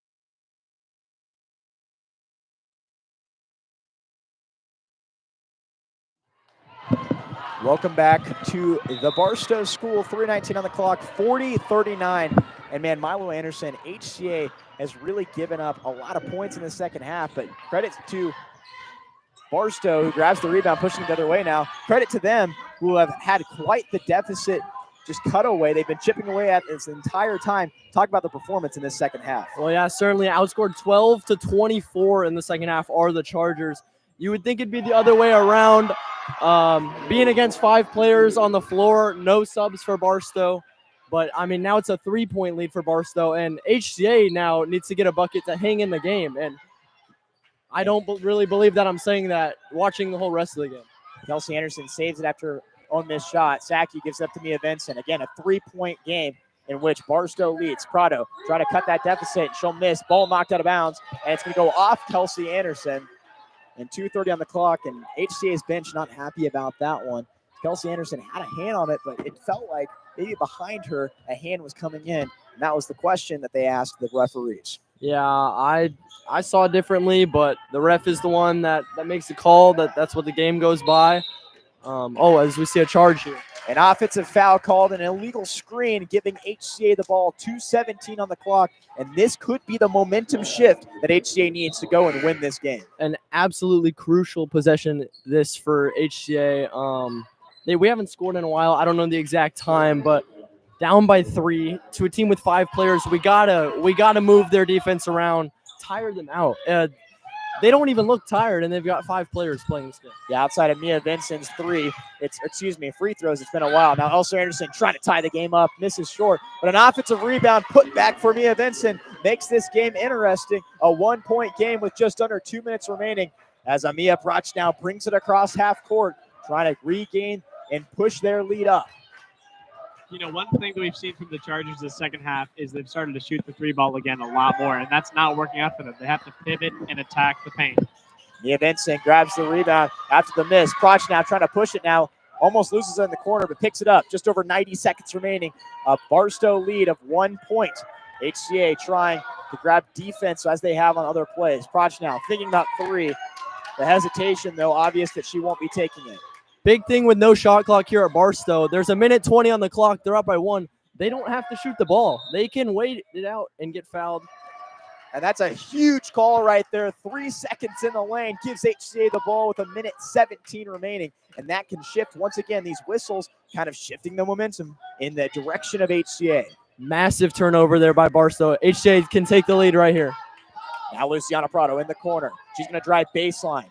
She flips around and has to kick it out. Vincent driving on the right side, kicks it out. Prado. That's going to be a long 3. Will miss long. Offensive rebound. And it's Elsa Anderson that picked it up. Prochnow stole it away right away. 60 seconds remaining. She's going to slow it down. Prochnow, again, thinking about that whistle. She can grab a foul of some kind. She can also head to the free throw line. But again, what Milo Anderson said, there's no shot clock here. They're going to use as much time as they can as she's moving all the way around. And that's a signal that's going to be called on HCA, and it looked like Prochnow was really doing a lot of acting right there, trying to get the whistle. And I thought for a second they might call her for a flop. That's not the case. Yeah, but to look back at that last possession, just a bad shot. You're down by 1. We don't need to be chucking up a 3-pointer. I would have liked to see the ball get into Mia Vincent's hands and let her go to the hoop. Prochnow will miss her first. Henry Anderson, I think you and I are a little confused what just happened there. Prochnow was moving around a lot, trying to get the whistle. She succeeded. What's going on right there? So clearly a little bit of a flop there. We've seen that a couple times here in this fourth quarter out of Amelia Prochnow, and honestly, I'm not trying to dog on the refs. They must have seen something different from what me and you were seeing, but that is just not a foul. And if someone has to flop like that, flop their way into a soft foul call to get to the line, that's not really a win, because that's not beating the other team. That's just you acting better. And honestly, the refs not seeing that, that's pretty soft on them. I understand the frustration from my partner, Henry Anderson, but no excuses for this Chargers team in the second half. It's just been mistake after mistake, bad shot after bad shot. We're not getting good looks, and that's really why we've given up this lead. And now 41 seconds to go, down by 2. It'd be a miracle, I'd say, if we came back from this. Well, in terms of momentum, right? Because 2 points is really not a lot for this HCA team. But looking at what they've done tonight, yeah, this is a tale of 2 halves. They've really, really struggled to get back rolling. They led by 11 at the half, and slowly but surely, Barstow has retaken this lead and held on to it. They've retaken this lead. So with 41.5, 43-41, the biggest question I have right now is the rotation. Obviously you don't want to have discussions with the coach, but Ella Grace Gower on the bench, she's been a rebounding masterpiece all night tonight, and they don't have that out there right now. She remains on the bench. I thought when she subs out with 5 minutes remaining that she would come back in. That's not the case right now. HCA going with a smaller lineup. Yeah, but also a big time out there by Coach Chambers. I would assume the ball is going to get into Mia Vince's hands, and we'll see what happens here. 40 seconds remain. The Chargers down by 2. Elsa Anderson in the corner, giving the ball back to Prado, who gives it up to Mia Vincent. Now Vincent driving through the lane, throws it up, misses off the back iron, tries to grab her own rebound, but Prado will instead. And the ball on the floor, and a jump ball will be called. And that is going to give Barstow the ball. Possession arrow flips at 27.4, and HCA is going to have to foul now. Instead, they decide to just press up. If the ball will go out of bounds, HCA ball is the floater, and HCA, a new lease on life. 21.7 seconds remain. They are trailing by 2 and have the ball. Huge break from HCA. All Barstow needed to do, dribble it out, probably give the ball to Prochnow, draw a foul, make the free throws, but they've given HCA another chance right here. Now Elsa Anderson, the corner 3 to take the lead. It's good for Elsa Anderson. A timeout called by HCA with 13.2 seconds on the clock. Elsa Anderson takes the lead, and Elsa Anderson's first bucket of the game could not have come at a better time, and the momentum shifting back, but this game's not over. 13.2 seconds remain. Well, it certainly isn't, and if you're HCA Chargers right here, you got to lock down Prochnow. We all know she's getting the ball. We all know she's taking the shot. You got to force the turnover if you're HCA. And if you're Barstow, you've got to look 5 fouls, right? 5 fouls means 1 whistle could win this game in terms of 2 free throws for Prochnow. You've got to be thinking about that. And if you're HCA, you got to be careful. You got to play defense. You don't want to give up a game winner, but you also can't be giving up the whistle, because right now only 2 fouls by Barstow means HCA has got to play very conservative in terms of defense. They can't give up any easy buckets. I agree, Josiah, with the can't give up any easy buckets, and it may sound a little crazy, but I would run a press here. This Barstow team has not proven to break the press. They often just throw the ball out of bounds, leading to a turnover. I think a press here could seal the game for the Chargers. 5 on the floor for the Chargers with 13.2 seconds remaining.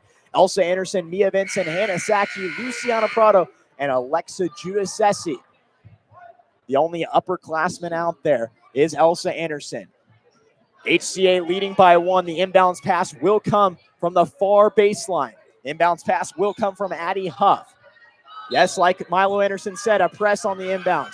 It's going to go into Dreher. Dreher driving with the right, switches over to the left, picks it up, and gives it up to Huff. Huff has to throw it up in the air. 6 seconds remain, and the ball in Luciana Prado's hands, and a foul called with 3.6 seconds remain. HCA has the ball and draws the foul. They have an inbounds pass with a 1 point lead with 3.6 seconds left. Absolutely love the call to run the press there as we see a timeout here from Barstow. Absolutely love the call to run the press. It put Barstow under a lot of pressure, and by the time they crossed half court, the clock was ticking. They were running out of time. It made them rush things. It didn't make it easy for them.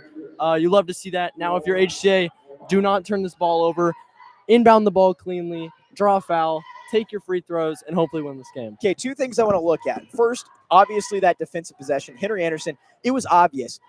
Offensively for Barstow, they had a clear plan that they weren't going to go to Proch now. They knew she was going to be double teamed, but they had somebody on the near sideline that was ready. They got it across, but then it felt like they were just doing everything they could to get it to Proch now. Unsuccessful in that. What did you see on that inbounds play, but also getting the ball across half court? Yeah, on the inbounds play, it was well done by Barstow. They knew what Heritage was going to do. They passed it over to a player who was open because Prochnow was getting double teamed. Now, what that player should have done is start driving the ball.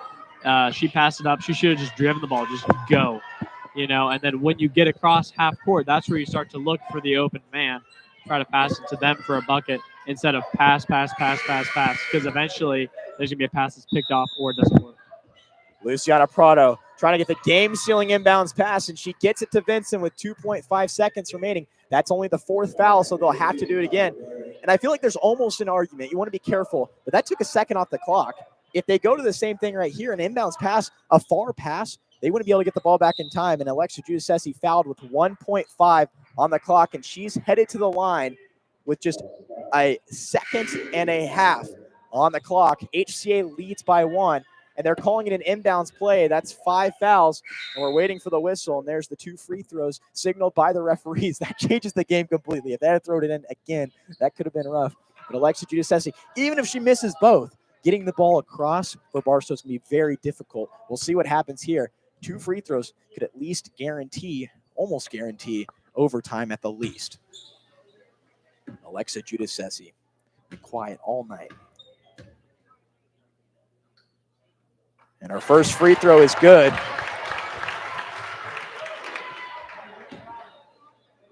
She's around a 60% free throw shooter, 1.5 remaining. And a high archer misses, almost effective. Proch now throws a long ball off the right side, and HCA will win the game. They had a huge lead at halftime. They lost the lead. The deficit broke down by Barstow, and the game right back in the hands of HCA. A clutch 3 from Elsa Anderson, and Heritage Christian Academy with the comeback win. What a game for HCA. They moved to 8-7. Milo Anderson, first thoughts. Yeah, first half, a lot better than the second. A lot better. But good teams can win ugly, and that second half was certainly not pretty. But very important for the Chargers to pick up that win, move above 500, and good experience to experience a late game close situation like that, because playoffs will produce games like that. Yeah, and you had a similar situation against Christ Prep just a few weeks ago, which HCA lost to start off the campaign in December. But here's the thing. HCA more than happy with this win. They're walking away. But Henry Anderson, they're also walking away with a lot of talking points, a lot of discussion points for their next game. What are they going to be talking about in practice before they prepare for Bishop Miege on Thursday? If the three's not working, don't shoot it. Right? That's huge. I mean, that's what got them in trouble in the third and fourth quarter. 3 wasn't working, and they just kept on shooting it. Even if they got a second chance, they went out to the three-point line and shot it again. And that's something that they're going to have to change if they want to get out of these close game situations like that. If they want to win those, they have to stop shooting the 3, learn to finish with contact, learn to finish with defenders right on you. Yeah, I mean, there's so many things that you can work on, right? But ultimately, this game, Mia Vincent played great in the first half, 20 points, really struggled to score in the second half. That's going to happen in playoff ball, like Milo Anderson mentioned. This game, an incredible one, and it's capped off by an Elsa Anderson 3 that completely shifted the trajectory of this game. HCA goes away with a comeback win. We'll be back in 15 minutes with a guys game and a revenge game for HCA. They're taking on the Barstow Knights. The Chargers 1-0 on the night in their first matchup with the varsity girls. Now it's time for the guys back in 15 with the action. But in the meantime, a win for HCA that moves them to 8-7, extends their win streak to 3. 8-7 once again for the Chargers. They move up into that winning category. Milo Anderson, Henry Anderson, alongside Josiah Wonnell for a Chargers win. 45-43, the Chargers on top.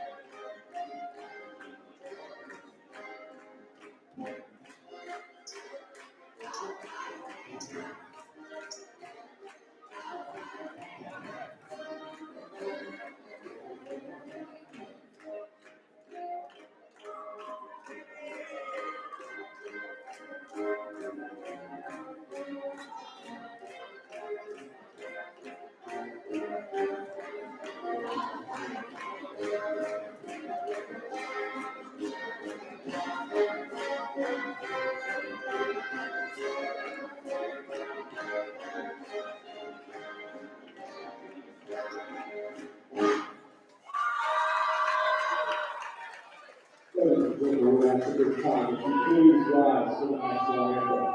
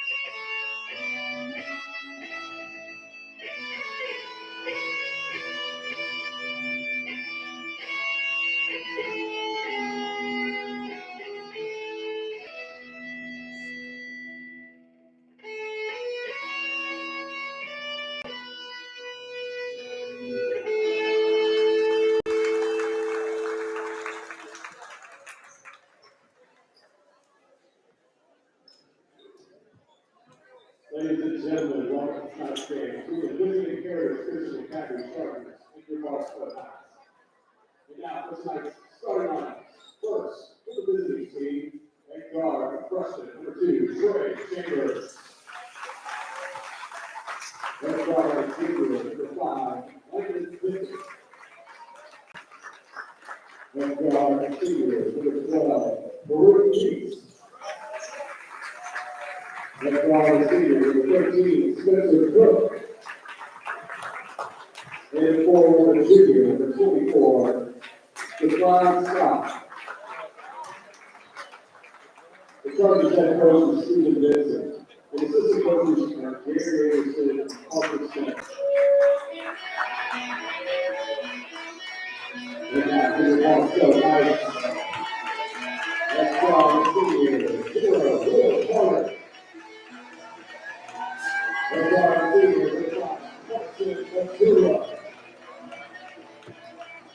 and guard, sophomore,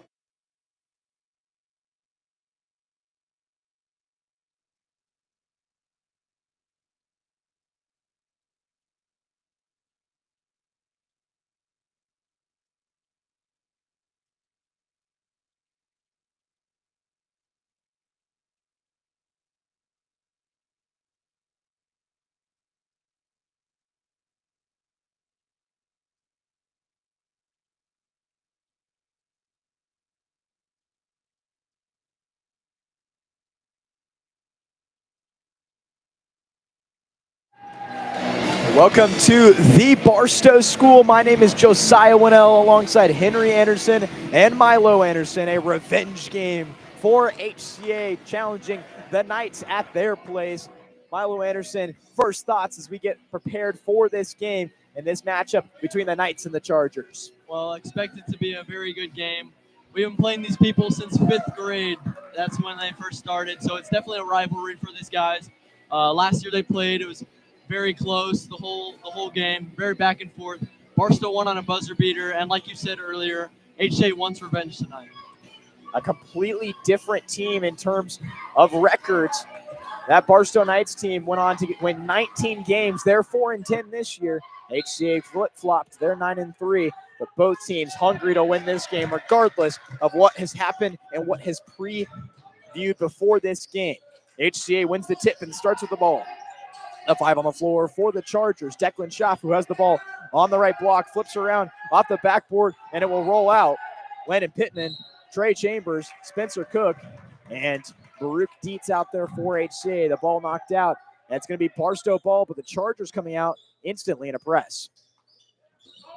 Inbounds pass given up to William Carter. He'll have the task of getting it across on Trey Chambers, a senior on a freshman, 7:35 mark. He gets it across. Saya Zeldin out there. Giving up and a pass underneath. Tipped for a second, but picked back up. Now driving through the lane. No good. Declan Schaff grabs the board, and Schaff, one of the best at grabbing boards in this entire HCA squad. Now a 3 for Spencer Cook. That one's good for Spencer Cook on the left side. He gets the scoring started for HCA. And a 1-3, we've said it all year, 1-3 to get him going, and that might be the one right there. Yeah, you can expect a lot of the same from Spencer Cook. He's been very hot as of late. from beyond the arc. Really surprised that Barstow would leave him open there. Addison Crow responds with a 3 of his own. We're back up at 3, and the tie is Trey Chambers' ball. Intended pass. He's going to lose it for a second. That's going to have to be Matula, the one that brings it across. He gives up the ball, and a travel called on Barstow, and it's going to be HCA ball. And HCA coming out, scoring that 3, but then also giving up a 3 in just this first minute of basketball. We now move in to the second one. We're knotted up at 3. A 3 from Spencer Cook, a 3 from Jordan Addison Crow. Landon Pittman on the left side, bounce pass underneath. Declan Schaaf trying to get redemption, not successful on that one. And the board for William Carter as he brings it across. 6:20 on the clock as he'll drive, throw up the left-hand floater, and it's going to be off the glass, no good. Spencer Cook grabs the board. Now a pass underneath. Landon Pittman spins around, throws it up, and no backboard needed for Landon Pittman. A bucket for him, coming off a huge 18-point performance in the Seabury game, but before that, a 20-piece in his matchup against Northland Christian. 5-3 lead for HCA at the 6:03 mark in this first quarter. Henry Anderson, first thoughts, we've only seen 2 minutes of basketball, but this Barstow team looks athletic. They look like they are coming out here to play. The 4-10 record, I think, is very, very deceptive. This team is good. Yeah, Barstow's played some good opponents this year that we've seen so far, and they've come out. It's been a very fast-paced game on both sides, and so this is going to be fun to watch. It's just highly contested, fast-paced basketball. Now another 3. This one from Addison Crow, a second one, good for him. He breaks the tie, retakes the lead for Barstow, or takes the first lead of the game for Barstow as HCA trails by 1 at the 5:40 mark. Ball back in the hands of the Chargers, trailing by 1. Pass underneath, Declan Schaaf trying to drive on his man. Runs out of room, still throws it up off the backboard and good. A strong play for Declan Schaaf. HCA regaining that lead, 7-6. The senior William Carter, that team full of seniors, as he'll pass it to Matula, another one. Now Addison Crow already sunk 2 threes, hands it off back to Carter. Carter guarded by Landon Pittman, takes it with the left hand, bounces back, gives it up to Crow. Another 3 from Crow. Addison Crow no good on that one. Almost an offensive rebound, but Landon Pittman and Spencer Cook work together to save it. And a travel called on Spencer Cook. It appears his foot was not planted. What do you see right there, Henry Anderson?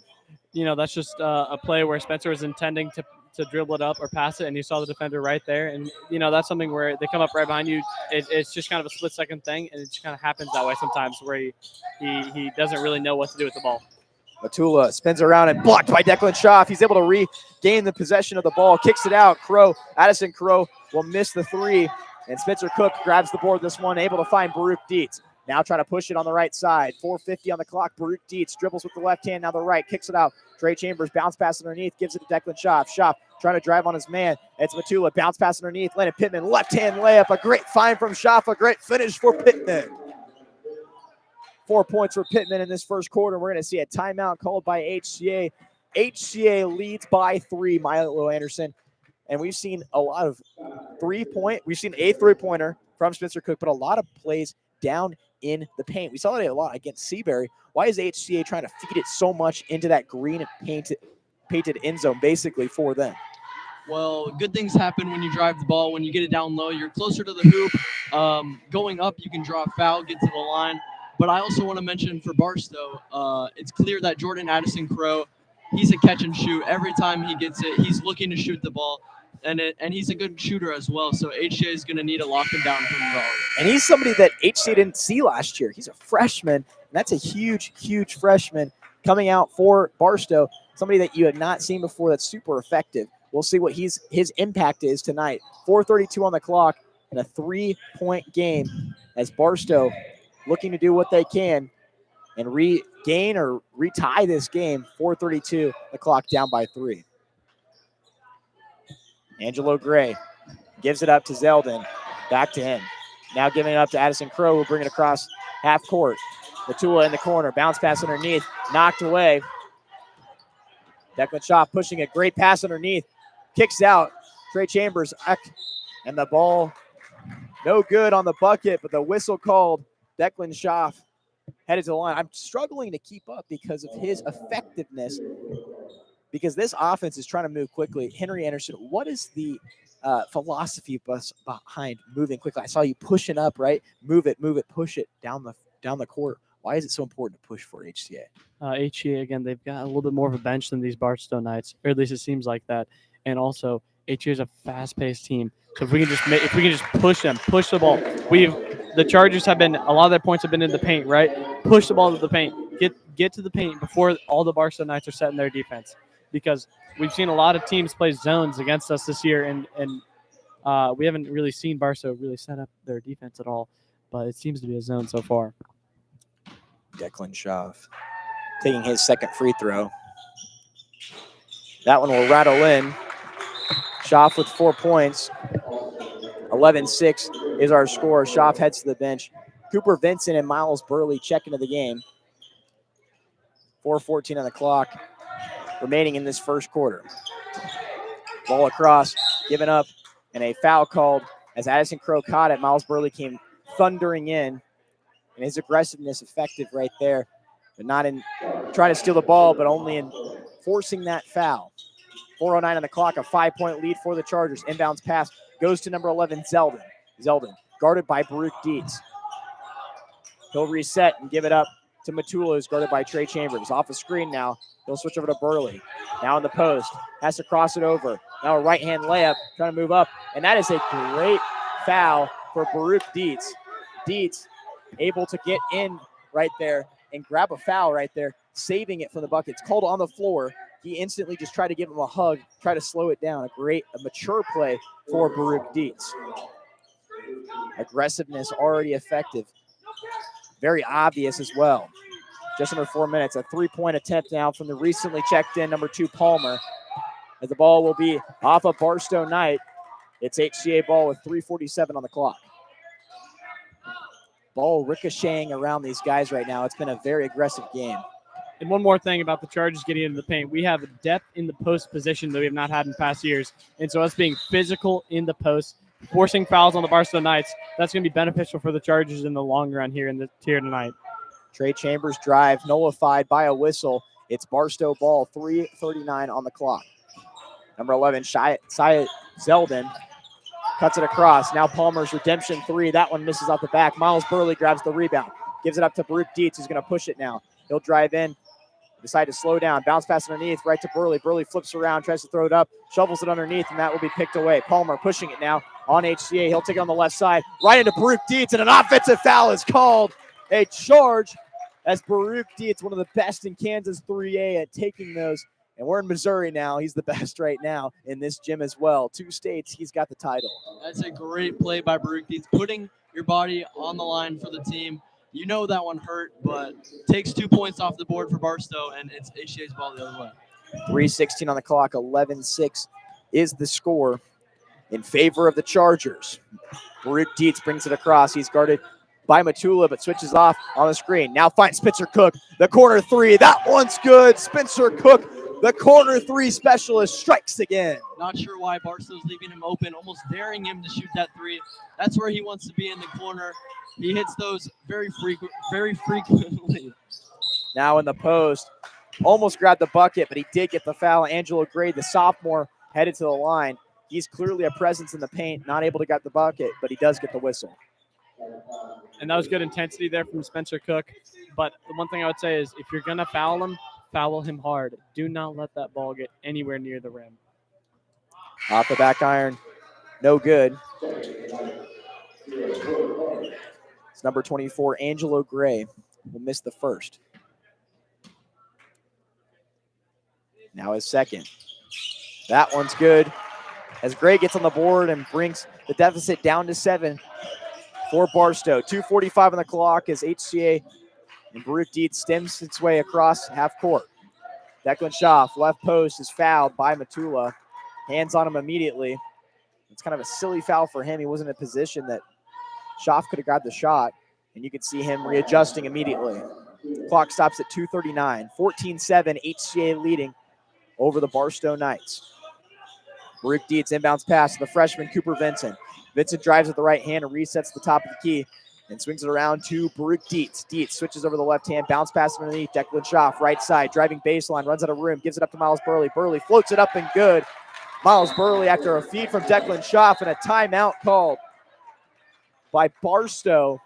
And HCA, regardless of the athletic ability, the apparent athletic ability from both of these teams, HCA clearly been more effective in a lot of ways, especially offensively. Right now, 7 points given up. Milo Anderson, what are you more impressed with? This 16-point performance offensively for HCA or the 7 points they've allowed? Really, only those 2 threes from Addison Crow. I would say the 16 points. Barstow's a big team inside. You would not think HCA is getting all these layups like they have been. They're getting inside. They're not letting the size affect them, and they're putting it over their big guys. But we had to talk about it, too, because I agree, Milo Anderson. Yeah, the offense, especially in the way that Barstow's playing defense, is really impressive. Shots are falling, right? That's the key to success. Especially we saw that in that Bishop Seabury loss. We've talked about it. You know, this is a 40% mark, right? They hit that 40% field goal percentage or higher, they win the game. If they don't, they've lost all 3 games. They've gone below 40%. They've lost those games. But looking at it defensively, you know, Jordan Addison Crow has 2 threes. That totals 6 of the 7 points for Barstow. Right now, defensively, HCA has been playing incredible. What do you think is contributing to all of that success? Yes, we've seen HCA just flying around the court, just with a high level of speed. And if that continues, it's going to be very hard for the Barstow Knights to get the ball inside and for them to get an open look from three-point land, which is what they've been looking for here early in this game. William Carter, the senior, brings it across half court at the 2:20 mark, giving it up on the right side. Now from the top of the key, kicks it out. Driving through the lane, it's going to be Gray, and he'll get the bucket on the right hand. He's the first one to score from scrimmage. He's got 3 points tonight, and he brings the deficit down to 7. Angelo Gray not afraid to drive it through the lane, and he succeeds right there. Declan Schaff, pass underneath. Miles Burley loses it for a second, and a whistle will be called at the 1:53 mark. A 7-point game here. HCA leading as Miles Burley heads to the line to shoot free throws. He's done really well in the last few games getting to the line. He's been effective there as well. 2 free throws ensuing for him. And his first will rattle in. Miles Burley now 19 for 27 on the season, 28 on the season for HCA from the charity stripe. An opportunity right here to move it up to a 9-point lead with his second. And it will miss off the back iron. Tipped around a couple times and picked back up by HCA. Declan Schaff, the one that grabbed it. Now he's going to drive in, lose it for a second, throw it up, and he'll get the basket, but they're going to call it on the floor. And they're going to call a travel. Hesitation for the referee. He was shaking his head, saying, no, no, no. We were confused on what he was saying no to. He eventually calls a travel. 1:48 on the clock, 17-9. Barstow with the ball. William Carter alongside the freshman Jordan Addison Crow trying to get it across. Carter gives it up, bounce pass underneath. It's going to be stolen away by Burley. Burley to Trey Chambers, who's back in there for HCA. He'll give it up to Spencer Cook, who's already made 2 threes of his own. Now Declan Schaff sends a man flying and goes back up. The hesitation from Declan Schaff. Effective there, 6 points and a timeout called by the referees. They're going to take a look real quick at this spot right under the basket in the paint.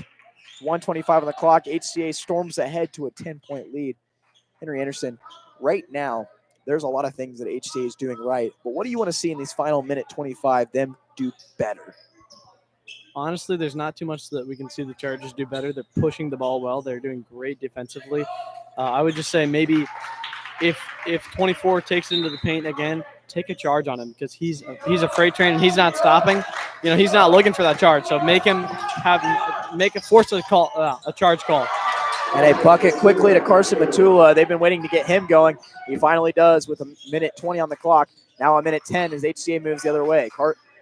Cooper Vincent gives it up to Spencer Cook, who dribbles it in for a second, retreats back out.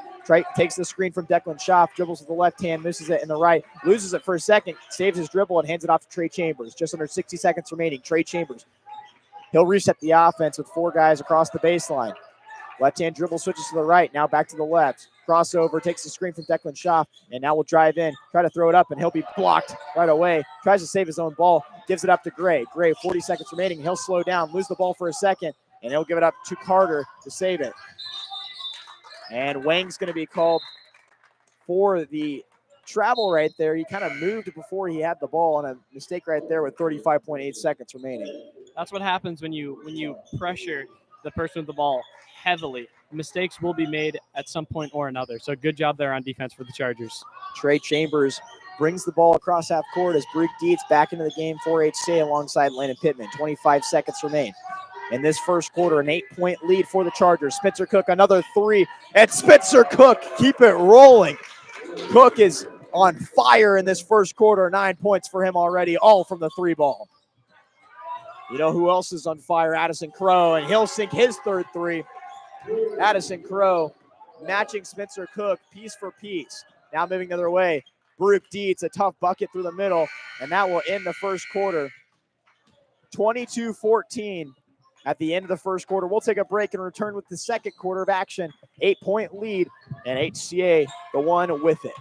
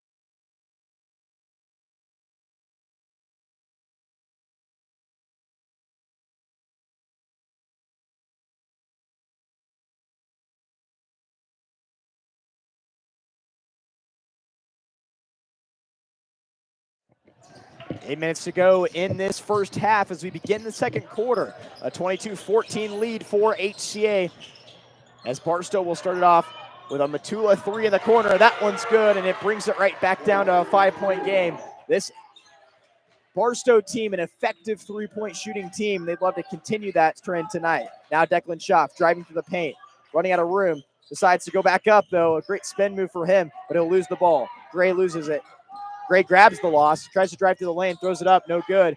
And Baruch Dietz will grab the board. 5-point lead for HCA. They also have the ball. Spencer Cook gives it right back to Baruch Dietz. Now off a screen from Declan Schaff. He'll lose it. Trey Chambers tried to save it.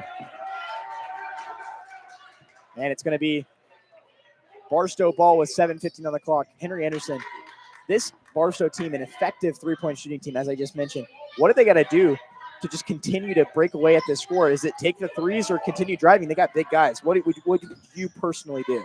Yeah, so, I mean, if the three ball is working for him, keep shooting that until it stops working. And there's another three-pointer from number 5, Carson Matula, and that's his first three-pointer of the night. But, yeah, like I was saying, keep shooting the three if I was Barstow. Keep shooting it until it stops working and then start taking it into the post. Yeah, it's worked so far as Gray has an opportunity to tie this game as he'll drive through, lose the ball for a second, instead kicks it out. Now driving through, kicks it out, a three from Carter, and Carter will miss long. An offensive rebound for Barstow, 6:35 on the clock. This game a lot closer. Now driving through the lane, Gray throws it up, and an elbow goes in. He's tied the game. HCA looking for some kind of call right there on the charge. Brooke Dietz went flying to the ground, not effective. 22-22. Barstow certainly came out this second quarter with a new energy, a quick 8-0 run, and the game is already tied. The missed bucket from Declan Schaff. He struggled to get that basket to go, and he's unsuccessful once again as Chambers goes up, and he'll be fouled. Headed to the line is Trey Chambers. 6:10 on the clock. This has been an aggressive game so far, and Barstow clearly has the height advantage, and they're taking advantage of it, which is something we haven't seen in a lot of games this year. How does HCA overcome that?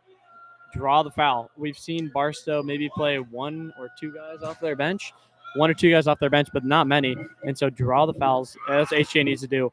Get the Barstow Knights into foul trouble earlier in this game, which is what they did against Seabury with Chase Honovar. It just didn't quite work out in the end. Yeah, but that can be effective. Yeah, they forced Chase Honovar to foul out. But even with that, they were still out-rebounded 42-27. So rebounding is huge tonight.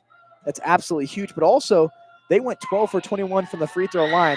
The first miss from Trey Chambers.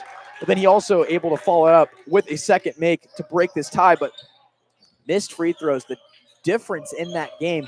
We'll see if they're able to bounce back and grab a score here. When they get back on offense, but they have to play defense first. The ball stripped away by Baruch Dietz, the steal for him, and he'll be the one that's going to bring it across half court for HCA. He'll go across to Spencer Cook, right underneath. Pittman throws it up, and a whistle called. 2 free throws coming for Landon Pittman headed to the line. Milo Anderson, a lot of things that we're seeing right now, but it seems like HCA defensively is starting to struggle with their perimeter defense, but they're still able to get to the line on the other side. How are you going to be able to, if you're HCA, slow the game down if the free throw calls don't continue to come? Well, slow the game down. Coach Vincent was just telling them to run the floor quickly. So maybe they want to speed the game up. Maybe they want to get Barstow tired. Like Henry was saying earlier, they may not have much of a bench. And when they move the game quickly, Barstow can't really set their defense, and it gives us open shots inside the lane. Pittman misses both of his free throws, an issue that we saw in that last game against Seabury. Now the ball on the floor, given up and saved by Barstow. Now moving to their way. It's going to be Matula that brings it across half court. He gives it up to Wright. He resets to Matula. 5:35 on the clock. Bounce pass underneath. Great. Guarded by Landon Pittman. He's going to try to back him down for a second. Now we'll switch him. Drive baseline. Spin move. Runs out of room. Declan Schaff, a hand in there. Kicks it out. Now saved. The 3 from Wright. That one misses way right. And it's going to be HCA ball. Now a quick pass. Saved by Trey Chambers on the baseline. Baruch Dietz trying to go long. And finally a break in the action as Landon Pittman called for the whistle. Interesting signal right there as HCA just trying to slow the game down. And we're going to see Addison Crow check back into this game again. He has 9 points already, 3 threes for him. 5:14 on the clock, 23-22. HCA leading, but by a slim margin. Inbounds pass will come from Angelo Gray, the sophomore. They'll find number 11, Zeldin, the sophomore, is guarded immediately by the freshman Trey Chambers. Ball knocked out of bounds. And they're going to say it's off by Chambers. It's going to stay Barstow ball. The Knights trailing by 1. Another substitution, bringing in number 35 for Barstow. 5:09 on the clock, 23-22. 23-22 in favor of HCA. We'll hit the 5-minute mark as William Carter walks it across half court. Bounce pass on the right side of Matula, guarded by Spencer Cook. He's trying to go underneath to Addison Crow, decides to wait. Back in the hands of Matula. Over to Gray in the corner. Landon Pittman right on him. Gets the ball on the floor, and it's going to roll out of bounds. And they're going to say off the thigh of a Barstow Knight. It's HCA ball. The Knights in their all-white unis with the checkered pattern on the sides. The green underlines. Now Pittman, bounce pass underneath, gets up to Chambers. He'll pump fake, throw it up, and be no good as Gray grabs the rebound. A lot of contact on that play. Interesting no call. Now a long pass on the other side. Matula saves it, hooks around and throws it up. The kiss good for Carson Matula. He's already got 10 points in this first half. Baruch Dietz pushing it their way for HCA. Kicks it out, another 3 for Spencer Cook, but this one's blocked by Addison Crow. Stripped right back as Declan Schaff will throw it up off the backboard. The left-hand bucket good for Schaff, and he responds immediately. He's got 8. 4-minute mark in this third quarter. 25-24, HCA back on top as Matula tries to push it, kicks it out. Right, pump fakes 3, drives through the floater in the paint, and he retakes the lead. Back and forth, lead changes all over the place. Barstow on top right now. This is a close game so far, and one thing that we've seen Barstow do well is shut down Trey Chambers. His only point is at the charity stripe so far this game. On the corner, heads it back to Addison Crow after another miss. And finally slowing it down to the 3:33 mark as Crow will pull up for the deep 3. That is a big, big 3 that will force a full timeout Addison Crow on fire tonight. The freshman showing everybody how it's done. 4-point game and a full timeout, which means we'll take a full timeout with them. 3:25 on the clock, 29-25, and Barstow retakes the lead and holds on to it. Again, 3:25 on the clock, 4-point deficit for the Chargers.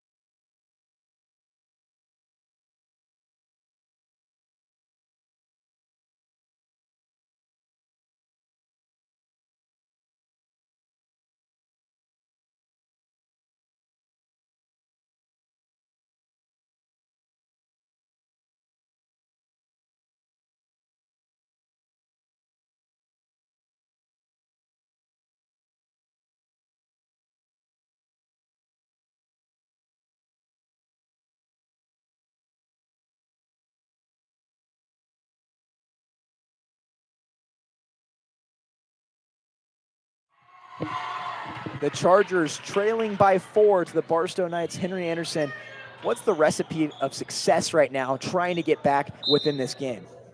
Intensity. We saw the Chargers come out of the gate pushing the ball up as Brooke Dietz walked up the court right now.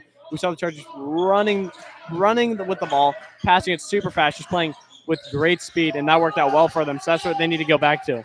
Trey Chambers with the ball on the right side. He's guarded closely by number 4, Alon.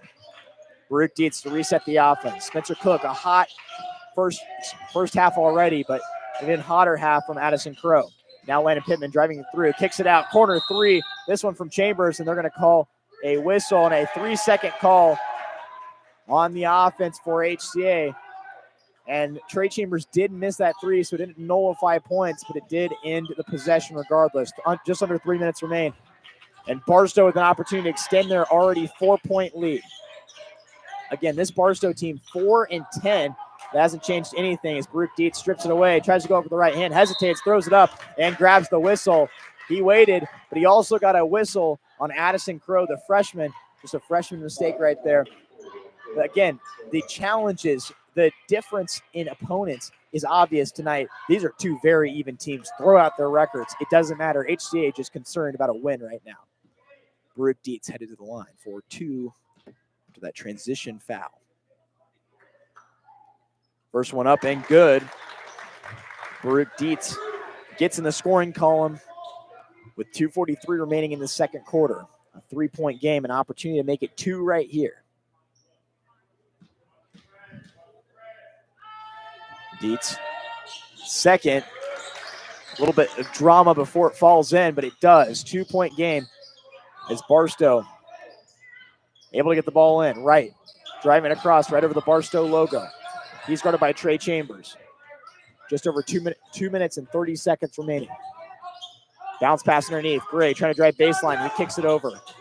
Right back in the hands of Addison Crow. Another 3. That one will miss short. Try to be saved by Barstow, but the one that saved it, that's number 4, Barack Allen. The ball hits. And the obvious absence right now of Lucas Prado defensively, this team loves to have him around, but because of an injury against Bishop Seabury with his ankle, he's not here tonight. How big is his absence defensively for this HCA team? Yeah, it's absolutely huge. You see Lucas Prado, he's a pretty lanky guy. He comes flying in out of nowhere, getting the ball, stealing the ball always, and he's a taller guy, which is nice against these bigger teams. Baruch Dietz draws another whistle. Those buckets not falling, but he's using his leverage to his ability, trying to tie up the game right here, an opportunity to do so with free throws ensuing. 2 minutes remaining in this second quarter. Trying to make this game a tied one. We'll see what he can do on the first free throw, though. Baruch Dietz just sunk the first 2. And now will sink his 3rd straight. All of Dietz' points coming from the free throw line. As another substitution for Barstow. You know, they don't have a very deep bench in terms of substitutions, but they're constantly changing. They're constantly getting guys in and out. It's like they're going out there and sprinting. Baruch Dietz from the line, 4 for 4. And he ties this game up with 2 minutes remaining in this first half, 29-29. William Carter, the one bringing it across half court. He'll take it with his right hand, bounce passes it. Back in the hands of Carter. And back over. Now Gray from the elbow, drives through, throws it up over Dietz, and he'll get a tie-breaking bucket. Angelo Gray with 7 points. With 90 seconds remaining, HCA looking to respond right here. 31-29 in favor of the Knights. Gray Chambers drives in, bounce passes it out. Baruch Dietz on the left side. He's guarded by Gray, who gives it to Pittman. Now Spencer Cook on the right side. Back in the hands of Chambers, driving through. And a travel called. Trey Chambers not happy about that call. The hesitation ensued and forced to whistle. Cooper Vincent into the game now, as we'll see Trey Chambers head to the bench after that fault. 1:21 on the clock, 2-point game. 31-29, Barstow Knights leading in the second quarter. 1:20 on the clock now. William Carter, the senior, bringing it across half court for the Knights. 4 fouls already on Barstow. 1 more would mean free throws. Back in the hands of Addison Crow. Here he has 4 threes in just the first 15 minutes of basketball. Now underneath. Ball almost stripped away, but saved by Zeldin. He'll give it up. The long 2 is good. They're going to call it a 3 ball for William Carter. 50 seconds remaining, 5-point game. Baruch Dietz, right-hand dribble, slows up and crosses over. 45 seconds remaining. 34-29, Spencer Cook. Back to Baruch Dietz. Dietz pulls up for the 3 from the right side. That one rolls in, and the Chargers able to respond with a 3 of their own. Baruch Dietz, one of his best offensive halves so far of this campaign, brings it back down to 2, the deficit that is. 25 seconds remaining. Barstow with the ball. 34-32, using plenty of time. William Carter, no shot clock here at Barstow. Tight roping his way on the half-court line. 15 seconds is now the signal now. Switches around. Matula thinks about a 3, instead hands it off. Gray looks at the clock. 7 seconds, drives to the lane, and right in. And a whistle called. It's an offensive foul on Gray. Spencer Cook draws it perfectly with 5 seconds remaining. Exactly what you were saying earlier. That guy doesn't look like he has a lot of control. He's a train. He's going right through all the guys. He's steamrolling his way through, and that's what he did right there. Baruch Dietz taking the ball, and 5 seconds remain. Trailing by 2. Dietz dribbling with the left hand, runs out of room, loses it. Angelo Gray gives it up, and Gray will throw it up. And it's going to be a miss to the left. But nonetheless, HCA able to save a basket right there at the end. 34-32, we head to the locker room for a break here as HCA trails by 2 at halftime. We'll see if they can come back and make sure they go grab their 10th win. That's what they're seeking tonight. The Barstow Knights looking for number 5 in a revenge game spoiled. 34-32, the Chargers trailing.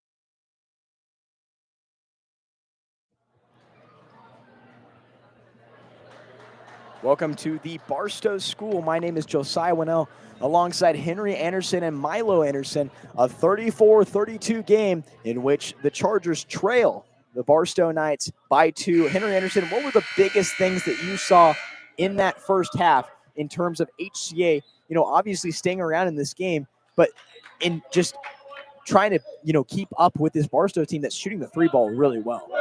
We saw right out of the gate, HCA played with unbelievable intensity. No high school team that we played this year can match that aggressiveness, at least not a team that we played so far.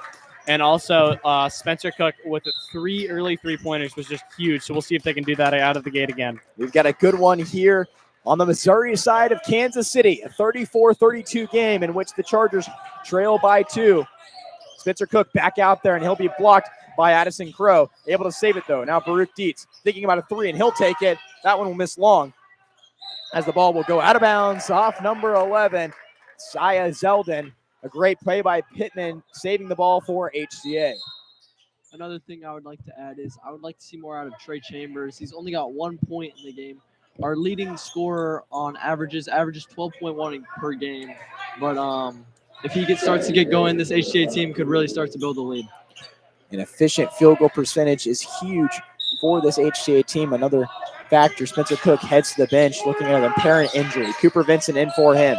Trey Chambers, the one that Milo Anderson just mentioned, gives it up to Baruch Dietz. Vincent with the ball.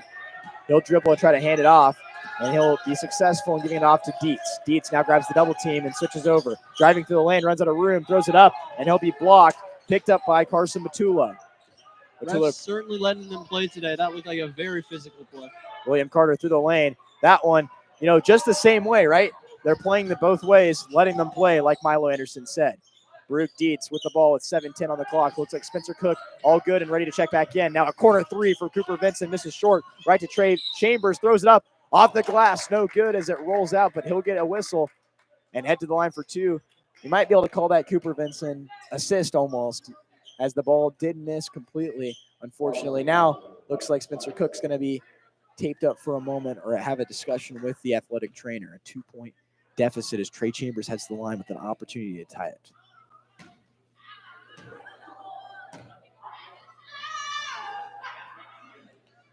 First one up and good for Trey Chambers.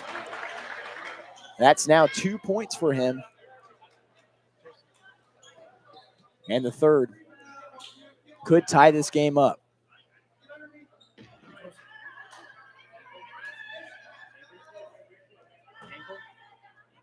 Trey Chambers, an opportunity to tie this game up at 34. His second free throw up and good. Trey Chambers, just like Milo Anderson said, can he step up? And he does right there. Ties the game up at 34 with just a minute into this second half. The Chargers' first baskets tie up the game. Now Addison Crow underneath, and he'll grab the right-hand layup. That's his first basket that didn't come from the 3-ball. That comes in transition. Retaking the lead is the Barstow Knights. HCA on offense now. Declan Schaff at the top of the key. He'll find Baruch Dietz on the right side. Looking around for an option, gets it up to Trey Chambers. Pump fake from Chambers, and he'll retreat, give it up to Vincent. Deep 3 for Vincent. That one's good. Cooper Vincent from downtown, a bucket for him, and that retakes the lead for HCA. Yeah, Cooper Vincent really been a bright spot for this Chargers team, and he's only a freshman. He's just starting. I think by the time he's a senior, he's going to be knocking down threes all the time. 6:15 on the clock as Gray will drive through the lane, take an extra step, but they won't call it. He'll get the layup and retake the lead in favor of Barstow. Angelos Gray's first basket of the second half comes to get the 38-point total. Trey Chambers resets at the top. Matula. Vincent over the corner. Baruch Dietz. Back up to Landon Pittman. Trey Chambers on the near sideline. Bounce pass underneath. Declan Schaff on the left block. Throws it up and doesn't need a backboard for that one. Declan Schaff, first basket of the second half. Retakes the lead once again. Lead changes. Got to set a record tonight. HCA back on top. Now the ball knocked away. Chambers on the right side. One man to beat. Throws it up. Gets the whistle. No bucket. But he is headed to the charity stripe for 2. Milo Anderson, you mentioned it. Trey Chambers got to step up right here, and he's doing that right now. He's kind of, it's a team effort, but he is really playing really good basketball right now, and that's the biggest difference right now. Yeah, much better play out of him in the second half. You've really seen him step up, a lot more confidence trying to get to the rim. and he's drawing fouls, which is putting him on the line and getting some free points. Chambers first from the line. It's good. 4 for 4 tonight. He brings the lead up to 2. The 5 on the floor for the Chargers: Declan Schaff, Landon Pittman, Baruch Dietz, Cooper Vincent, and Trey Chambers, who prepares for his second free throw of this trip to the line. Taking all his time that he needs. And he'll sink it. Perfect from the line for Trey Chambers, 5 for 5. And his percentage on the season, a beautiful 38 for 50. 5:30 on the clock, trailing by 3. Barstow back out there on offense. It's William Carter who will give it up to Gray on the outside on the arch. Now throwing it underneath. Matula gets a man to jump, and that's Vincent. He'll miss, though, and the ball will be knocked out of bounds and thrown right back in the hands of Declan Schaff. HCA moving the other way. And Baruch Dietz going to draw the foul on the right side, and then you could see William Carter headed to the bench immediately because that is his 4th foul. You could see before even the signal for a substitution was made, he was making his way over there to get that complete switch at the 5:12 mark in this third quarter. Yeah, just like Henry said earlier, get the other team in foul trouble, make them use their bench, make them prove that their bench can come in and score points. 3 fouls already for Barstow, and there's the first 3 minutes of basketball in this third quarter. 2 more would mean free throws, an illegal shift in the middle, illegal screen, and Cooper Vincent called for it. It's Barstow ball. Spencer Cook will check in for him. And it appears that Spencer Cook with a little extra taping on that right ankle. But he is back in the game. Now the inbounds pass. Perfect right underneath, and a whistle. And the bucket for number 2, Eric Palmer. His first basket for the sophomore comes at the 4:59 mark. He's got a free throw ensuing. An opportunity to tie this game up. Kind of a blown inbounds pass right there for HCA on defense that just kind of got caught sleeping right there. Yeah, that's just something. It's just a defensive lapse of judgment, honestly, and that's going to happen every once in a while, and that just cannot happen in these close games. You just cannot let that happen. Offensive rebound putback for Angelo Gray. Retakes the lead for the Barstow Knights. Now underneath, Landon Pittman loses the ball for a second. Angelo Crow, the one that picks it up. Addison Crow, the one that picks it up. 4:40, Matula bounce pass underneath. Thought about it, instead hands it up. Now in the corner, it's going to be Palmer driving through the lane. The floater good. And back and forth has been the name of the game, but now a deficit built up, a 3-point one, as HCA intensity spewing from all parts of those black jerseys, as you mentioned. Trey Chambers, near sideline. Bounce pass underneath, and that's going to go long. Past the fingers of Declan Schaff. He says, all right, let's reset. 4:16 on the clock. Miles Burley to check in the game. Just like that, a 3-point lead from the Chargers becomes a 3-point lead for the Knights in under a minute. That's what a 4-point possession does. Angelo Gray, the sophomore, to throw it in for this Barstow team, who leads by 3, 44-41. Inbounds passes. Landon Pittman plays defense, goes to number 11, Zeldin. Zeldin guarded by Baruch Dietz as he brings it across the midway. 4:10 on the clock. He has to retreat and cross around and give it up to Matula, who's guarded by Trey Chambers. Crosses it over to Addison Crow. Crow trying to go through the lane, throws it up, gets the whistle, and the ball will roll out. So no bucket, but he's got 2 free throws coming. You can tell he loves to take it to the paint right there because free throws for him are almost automatic. Addison Crow, in terms of just getting the whistle, he's automatic, but he hasn't shot free throws tonight. 3-3 is the foul call. 3 quick free throws three quick fouls for Barstow. HCA responded immediately. Addison Crow will miss the first. 4:01 on the clock in this third quarter. Barstow's lead is 3, an opportunity to make it 4 right here for Addison Crow. He had 12 in the first half, all coming from the 3-point ball. He now has 15 after making his second. 4-point lead for the Knights. They're on defense against HCA, trying to cut away at that deficit. Miles Burley on the baseline, picks it up, tries to go to Spencer Cook, and the ball will roll out of bounds. It's Barstow ball after another HCA turnover. The Chargers are going to have to gain some momentum right here if they want to stay in this game. I would say it's less of momentum and more of just kind of settling in, stop making these errors, that are pretty uncommon out of this Charger offense. And if they can stop that, I think we're right back where we were, up a little bit even. Yeah, unforced errors definitely the issue right now. 3:33 on the clock in the third quarter, a 4-point game in favor of the Barstow Knights. Addison Crow trying to save it and tight roping his way. Gray able to save it off the half-court white.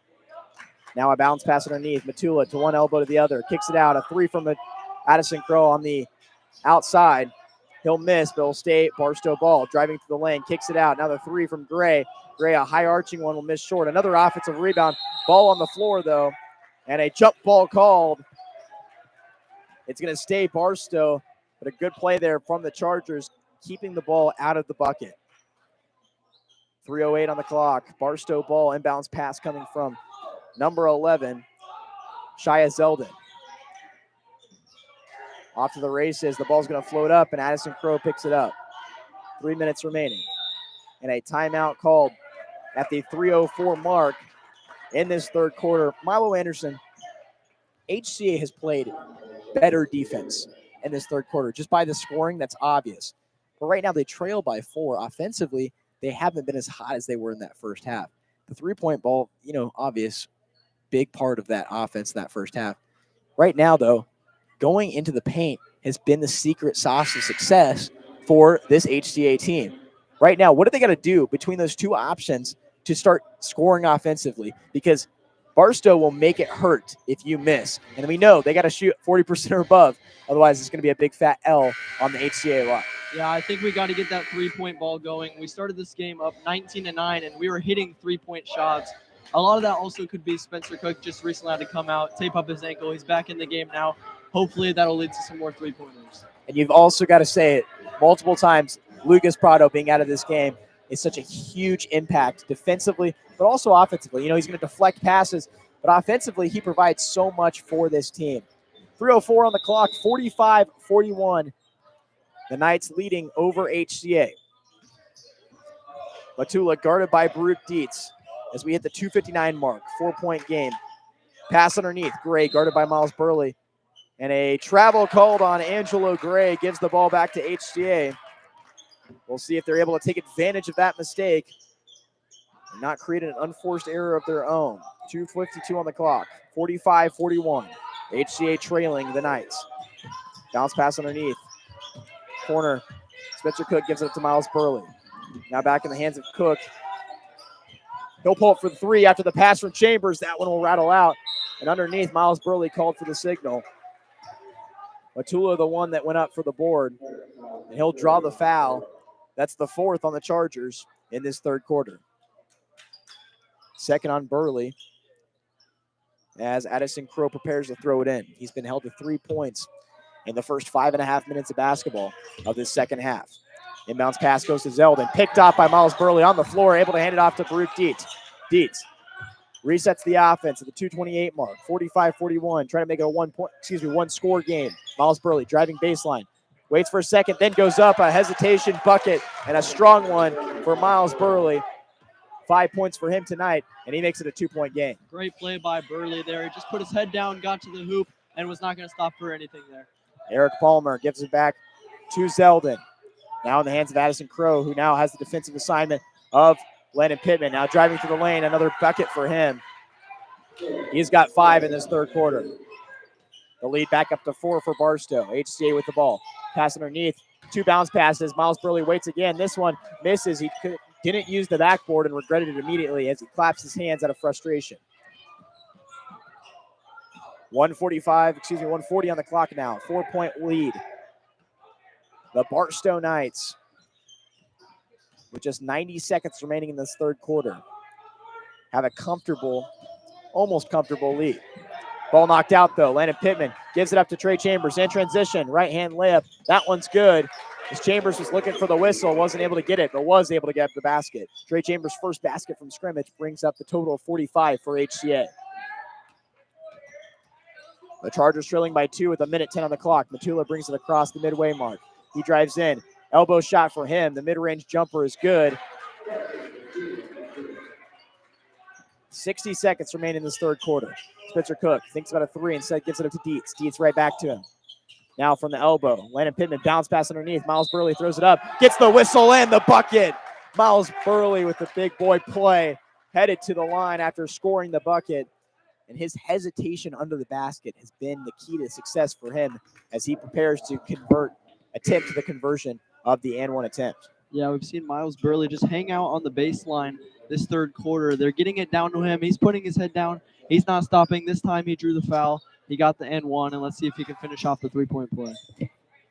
Trying to convert it with 50.9 seconds remaining. Burley's free throw, no up and no good. Ball knocked out, but saved by a Barstow Knight.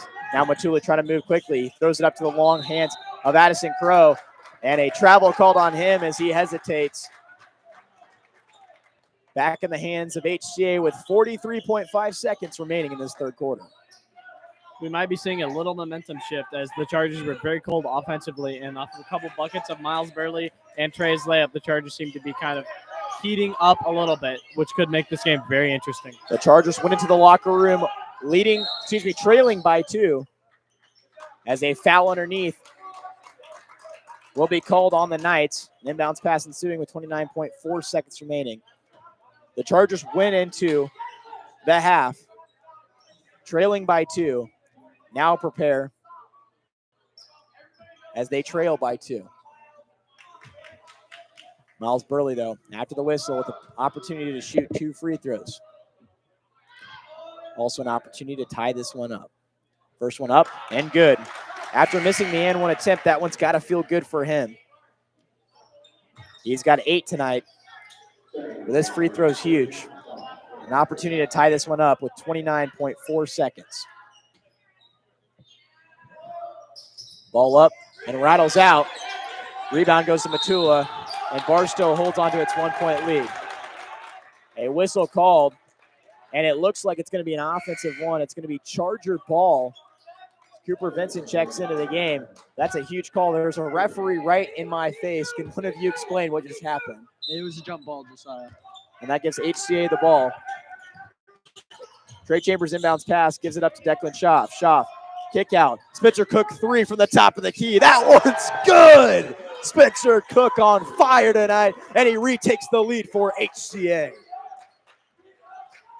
12 points for Spencer Cook, all from the 3. Barstow moving the other way with 10 seconds remaining. Matula now at the 9-second mark. 8 seconds. Stripped away by the Chargers. Declan Schaaf has the ball, trying to push it. 5 seconds. He's moving it up. He gives it up to Spencer Cook. Cook, another 3 at the buzzer. It misses off the back iron, but HCA, who trailed by 2 at halftime, heads into the fourth quarter, leading by 2. What a sequence there at the end. Milo Anderson, what did we just see there right over that last 2 minutes of basketball in that third quarter? Well, just like Henry Anderson previously mentioned, a momentum shift is what we just saw. We went on a little bit of a run there. We have the energy. We got the lead. Let's see if we can close this game out in the fourth quarter. Henry Anderson, he just mentioned closing out this game. HCA only leads by 2. That's not a comfortable margin at all. What do they need to do to close out this game? They need to draw a foul, but more importantly, they've got to stop Jordan Addison Crow. In the second half, he has not had a single 3. Great job on the Chargers there. But what we have seen on the Chargers defensively is we've seen them be a little lax in the paint. We've seen a few layups that should be a little more open, that are a little more open than they should be. And so the Chargers need to just tighten that up. And offensively, the Barstow Knights they're pretty solid. The Chargers have been moving the ball well, though, through that. But Miles Burley with those big post moves. I mean, he's a big guy, and that hesitation with the foul call, that's huge. If we get another foul or 2, if we could draw another foul or 2, that'd be massive here right out of the gate.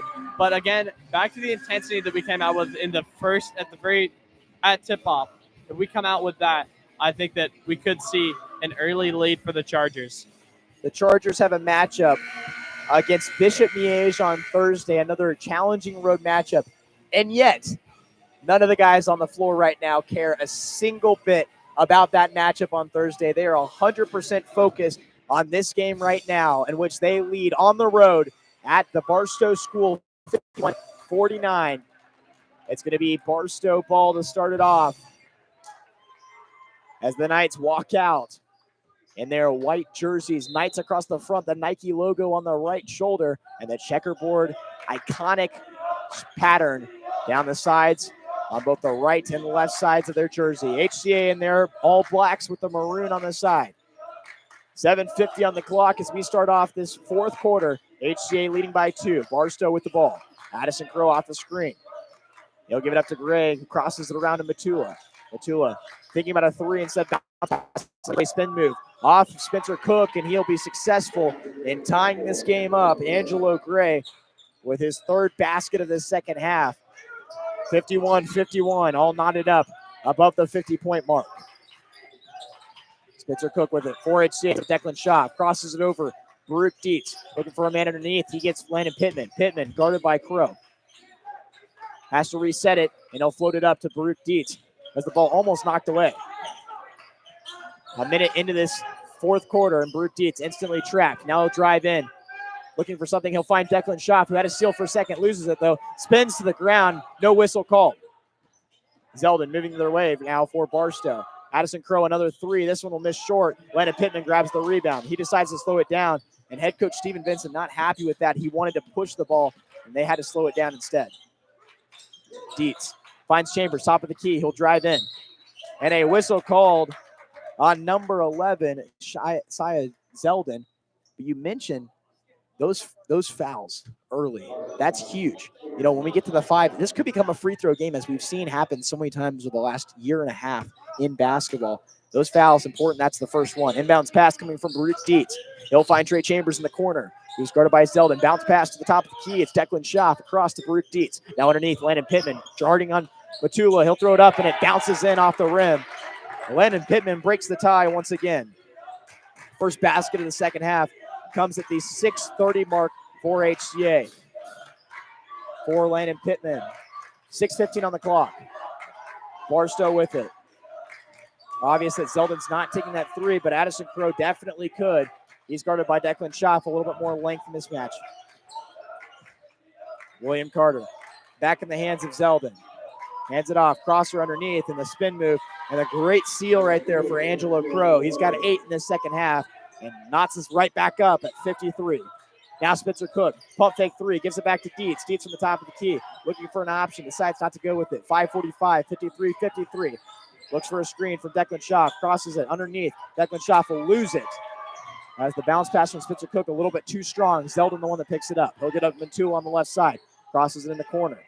Back to Matula. 5:30 on the clock. Josiah Zeldin. And this offense of Barstow just moving the ball around as much as they can, looking for their best option. One thing for the Chargers on offense is we're seeing them run Declan Schaaf coming up, setting a screen for Baruch Dietz. And every single time the Barstows, they're cheating the screen. So Declan should come up, fake that screen, run back down. Baruch just dumps it to him, easy layup. Addison Crow should work. Addison Crow misses the 2. HCA moving the other way now. Bounce pass underneath, knocked out of bounds by a Knight. It'll be HCA ball with the inbounds pass ensuing. 5 minutes on the clock. And there was a substitution from Barstow that sat back down. So they say no sub, and they'll reset. 53-53, inbounds pass to Declan Schaaf. Schaaf picks it up, looking for a man, and underneath, the ball will be picked off, but then picked right back up by Landon Pittman, and a great play right there.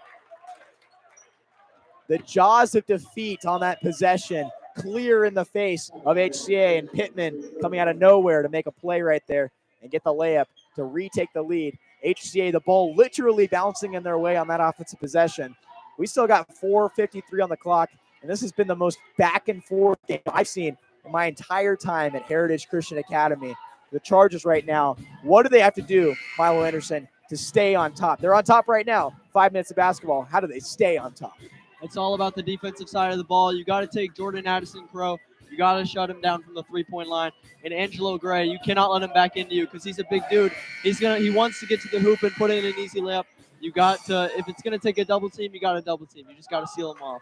You got to figure out what the best option is, and it's not just Jordan Addison Crow, who has been hot in that first half, shut down only 5 points in this second. But like Milo Anderson mentioned, there's a lot of options on this Knight team.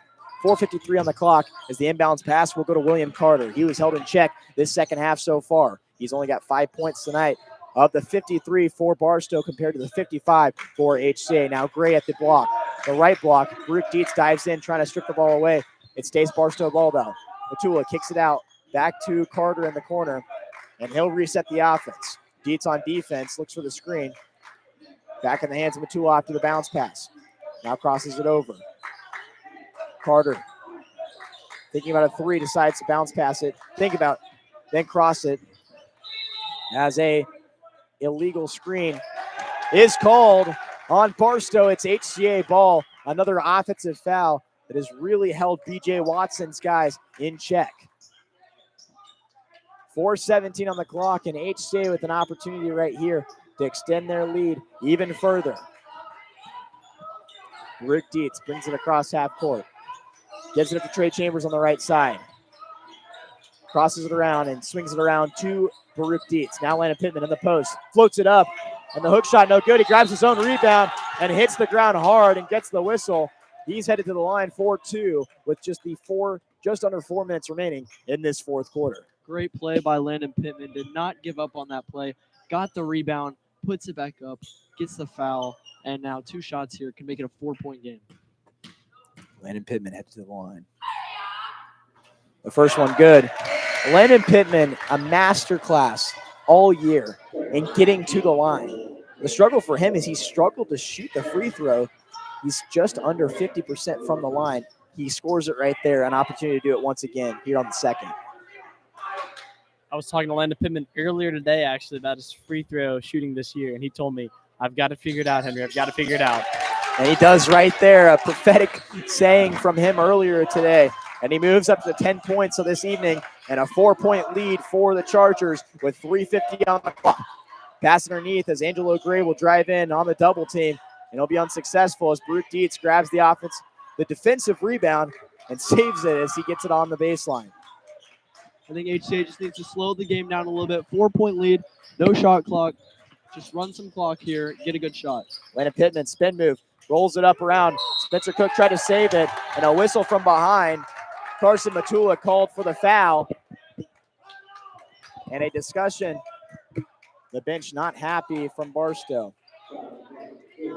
HCA has already forced 3 fouls and has not fouled once in this fourth quarter. That's a huge factor later in this. It could be a huge factor later in this game. Inbounds pass goes to Spencer Cook, now on the block. Declan Schaff throws it up, and the bucket is good for Schaff. Another strong basket for him, and he extends the lead up to 6 for HCA. 3:15 on the clock. William Carter bringing it across, 59-53. Zeldin gives it up, the 3 from Matula, no good. And the Angelo Gray rebound saves the possession. He'll go up in the lane, but then he'll miss. Landon Pittman able to get on the second attempt. Now Baruch Dietz putting his hand out saying, slow down, slow down. 2:55 on the clock, a 6-point lead. And he says, run the offense forward. Trey Chambers underneath, Declan Schaff. Double teamed immediately. Somebody's open. He tries to find him. Instead, he throws it up, and a timeout is called. Head coach Steven Benson gets it in right before Declan Schaff loses it.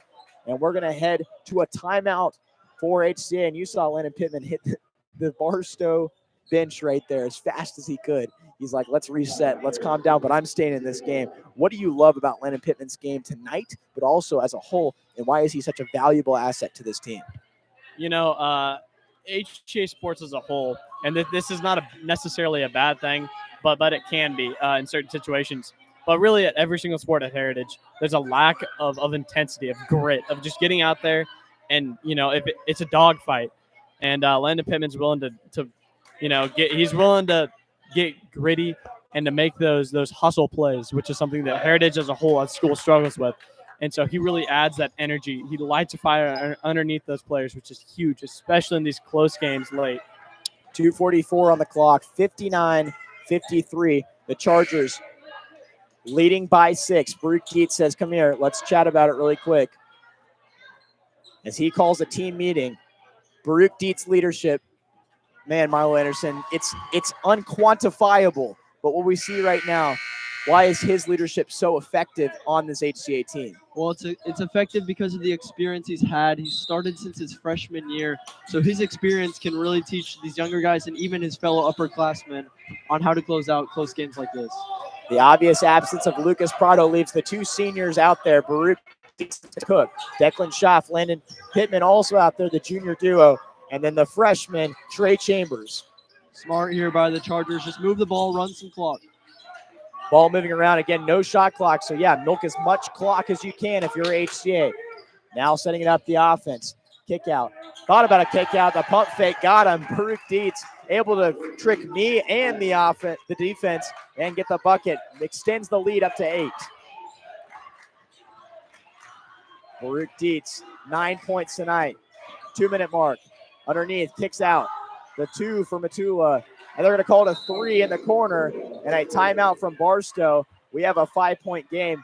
A lot of these 3 balls have been close. There's got to be, a difference of a centimeter on some of these 3-point balls. These referees have been on top of it, watching really closely on these lines. We have a 5-point game. This game is far from over. Yeah, Barstow Knights called a timeout there. I think it's safe to say that they're going to come out here with a press for the last 2 minutes. So it's going to be interesting how Heritage is going to be able to respond to that. Again, that's not a definite, but if I was the coach for Barstow, I would press this Heritage team. And so we'll see if our Chargers can bring that ball up the court quickly and maybe get an open layup out of the gate here pretty quick. Just under 2 minutes remaining. Again, a 5-point deficit. But HCA on top of this deficit, Milo Anderson, let's look at last year compared to this year. These are completely different games because HCA played from behind in so many of these games last year in which they were able to convert some comebacks, but not all of them. What does HCA have to do to stay ahead tonight? Henry Anderson just gave us an answer, but what you need to hear or what you need to tell us is why should they be fired up in these last 1 minute 58, realizing with last year's history and this year's history? Well, last year at the end of the game, I remember it was a tie game. There's no shot clock, and Barstow dribbled the ball until they got the last shot with 1:30 left. So now HCA can flip the script and do it to Barstow, dribble the ball, run the clock, force Barstow to foul because they have a 5-point lead this time. Yes, HCA wants to bounce back from their loss against Bishop Seabury.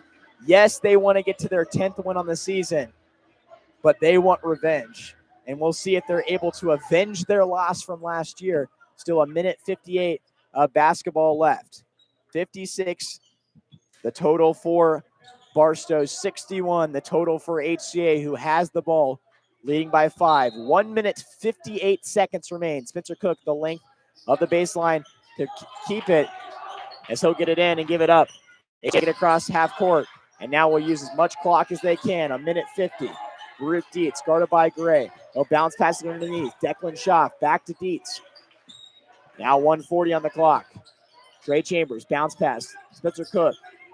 The Chargers using as much clock as they can, and they're using it effectively. Kick out. Trey Chambers. Now 90 seconds. He'll dribble it in and push it right back out. Very smart from HCA here. No need to shoot the ball. Make Barstow run. We don't need the open shot. We want the clock to run. Dietz, left side. HCA already milked 20 seconds of clock, and it's going to end with free throws. What a performance right there, just in that sequence for HCA, just using as much clock as they possibly can. Used almost 45 seconds of clock right there, as they're going to call that on the floor an inbounds pass. So that is the 4th foul. A 5th one would mean free throws. Well, it looked like he was shooting, but not necessarily a bad thing that they're inbounding this. They can run more clock this way. Yeah, great point from Milo Anderson right there. 1:12 on the clock as the ball saved by Baruch Dietz. The coaching staff asking for a travel, won't get it. Declan Schaff, 1:05, and a whistle called. That's the 5th one as Declan Schaff will head to the line to shoot a pair. Leading by 5 as an opportunity to extend it even more. You can see visible frustration from B.J. Watson right now, the head coach for the Barstow Knights. What do you think he's so frustrated about right now? I think honestly, the Barstow came back. They were up. I think he went into this game thinking that this Heritage team was not going to be as good as we are, not as deep as we are, not as fast as we are. And so I think just an overall shock of how we've been playing, but also just his team. We've seen issues with, or Barstow's seen issues on their defense of their guys not really knowing what to do. Go to the next guy, right? Double team. But the guy you should be leaving open should be farthest from the ball.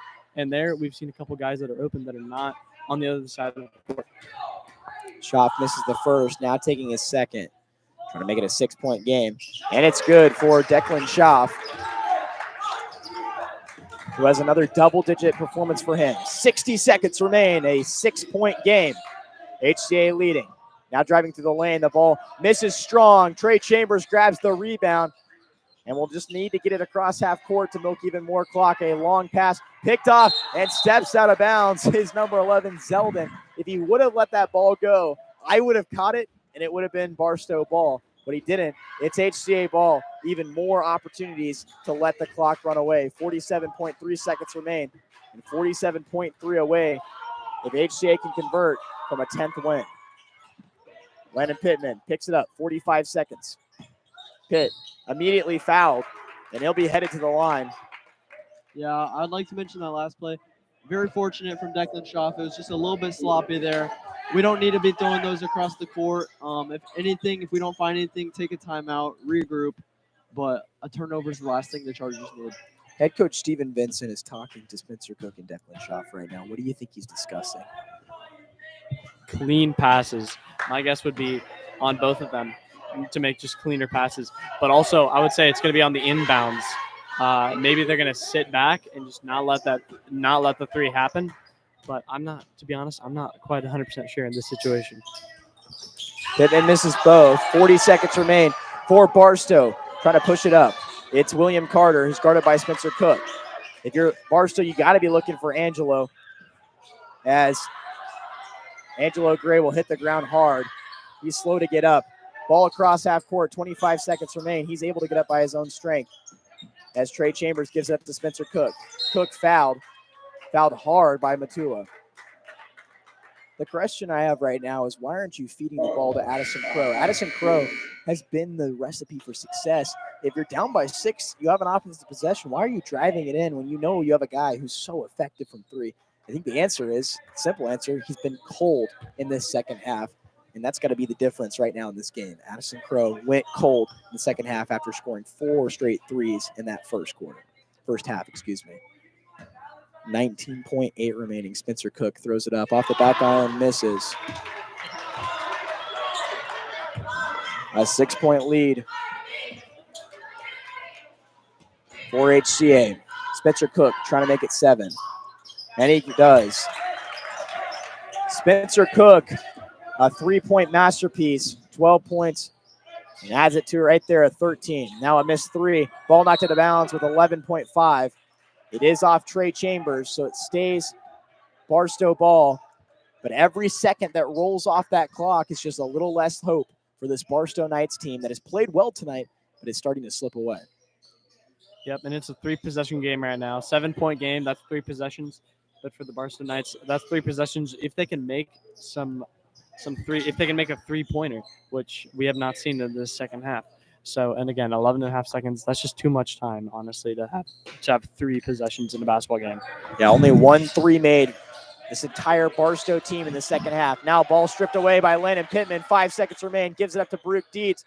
3 seconds, 2 seconds, 1 second, and a revenge win for the Chargers, 63-56. They're able to grab a win, their 10th of the season, and bounce back after a Seabury loss. Now they move their eyes to Bishop Miege on Thursday. You can find that game right here on YouTube. But what a game and what a sequence for HCA in that second half. They trailed at halftime. They win the game, and a 63-56 win. My name is Josiah Wonnell alongside Milo Anderson and Henry Anderson, the Anderson duo, a 7-point win for the Chargers. 63-56, the Chargers take a win.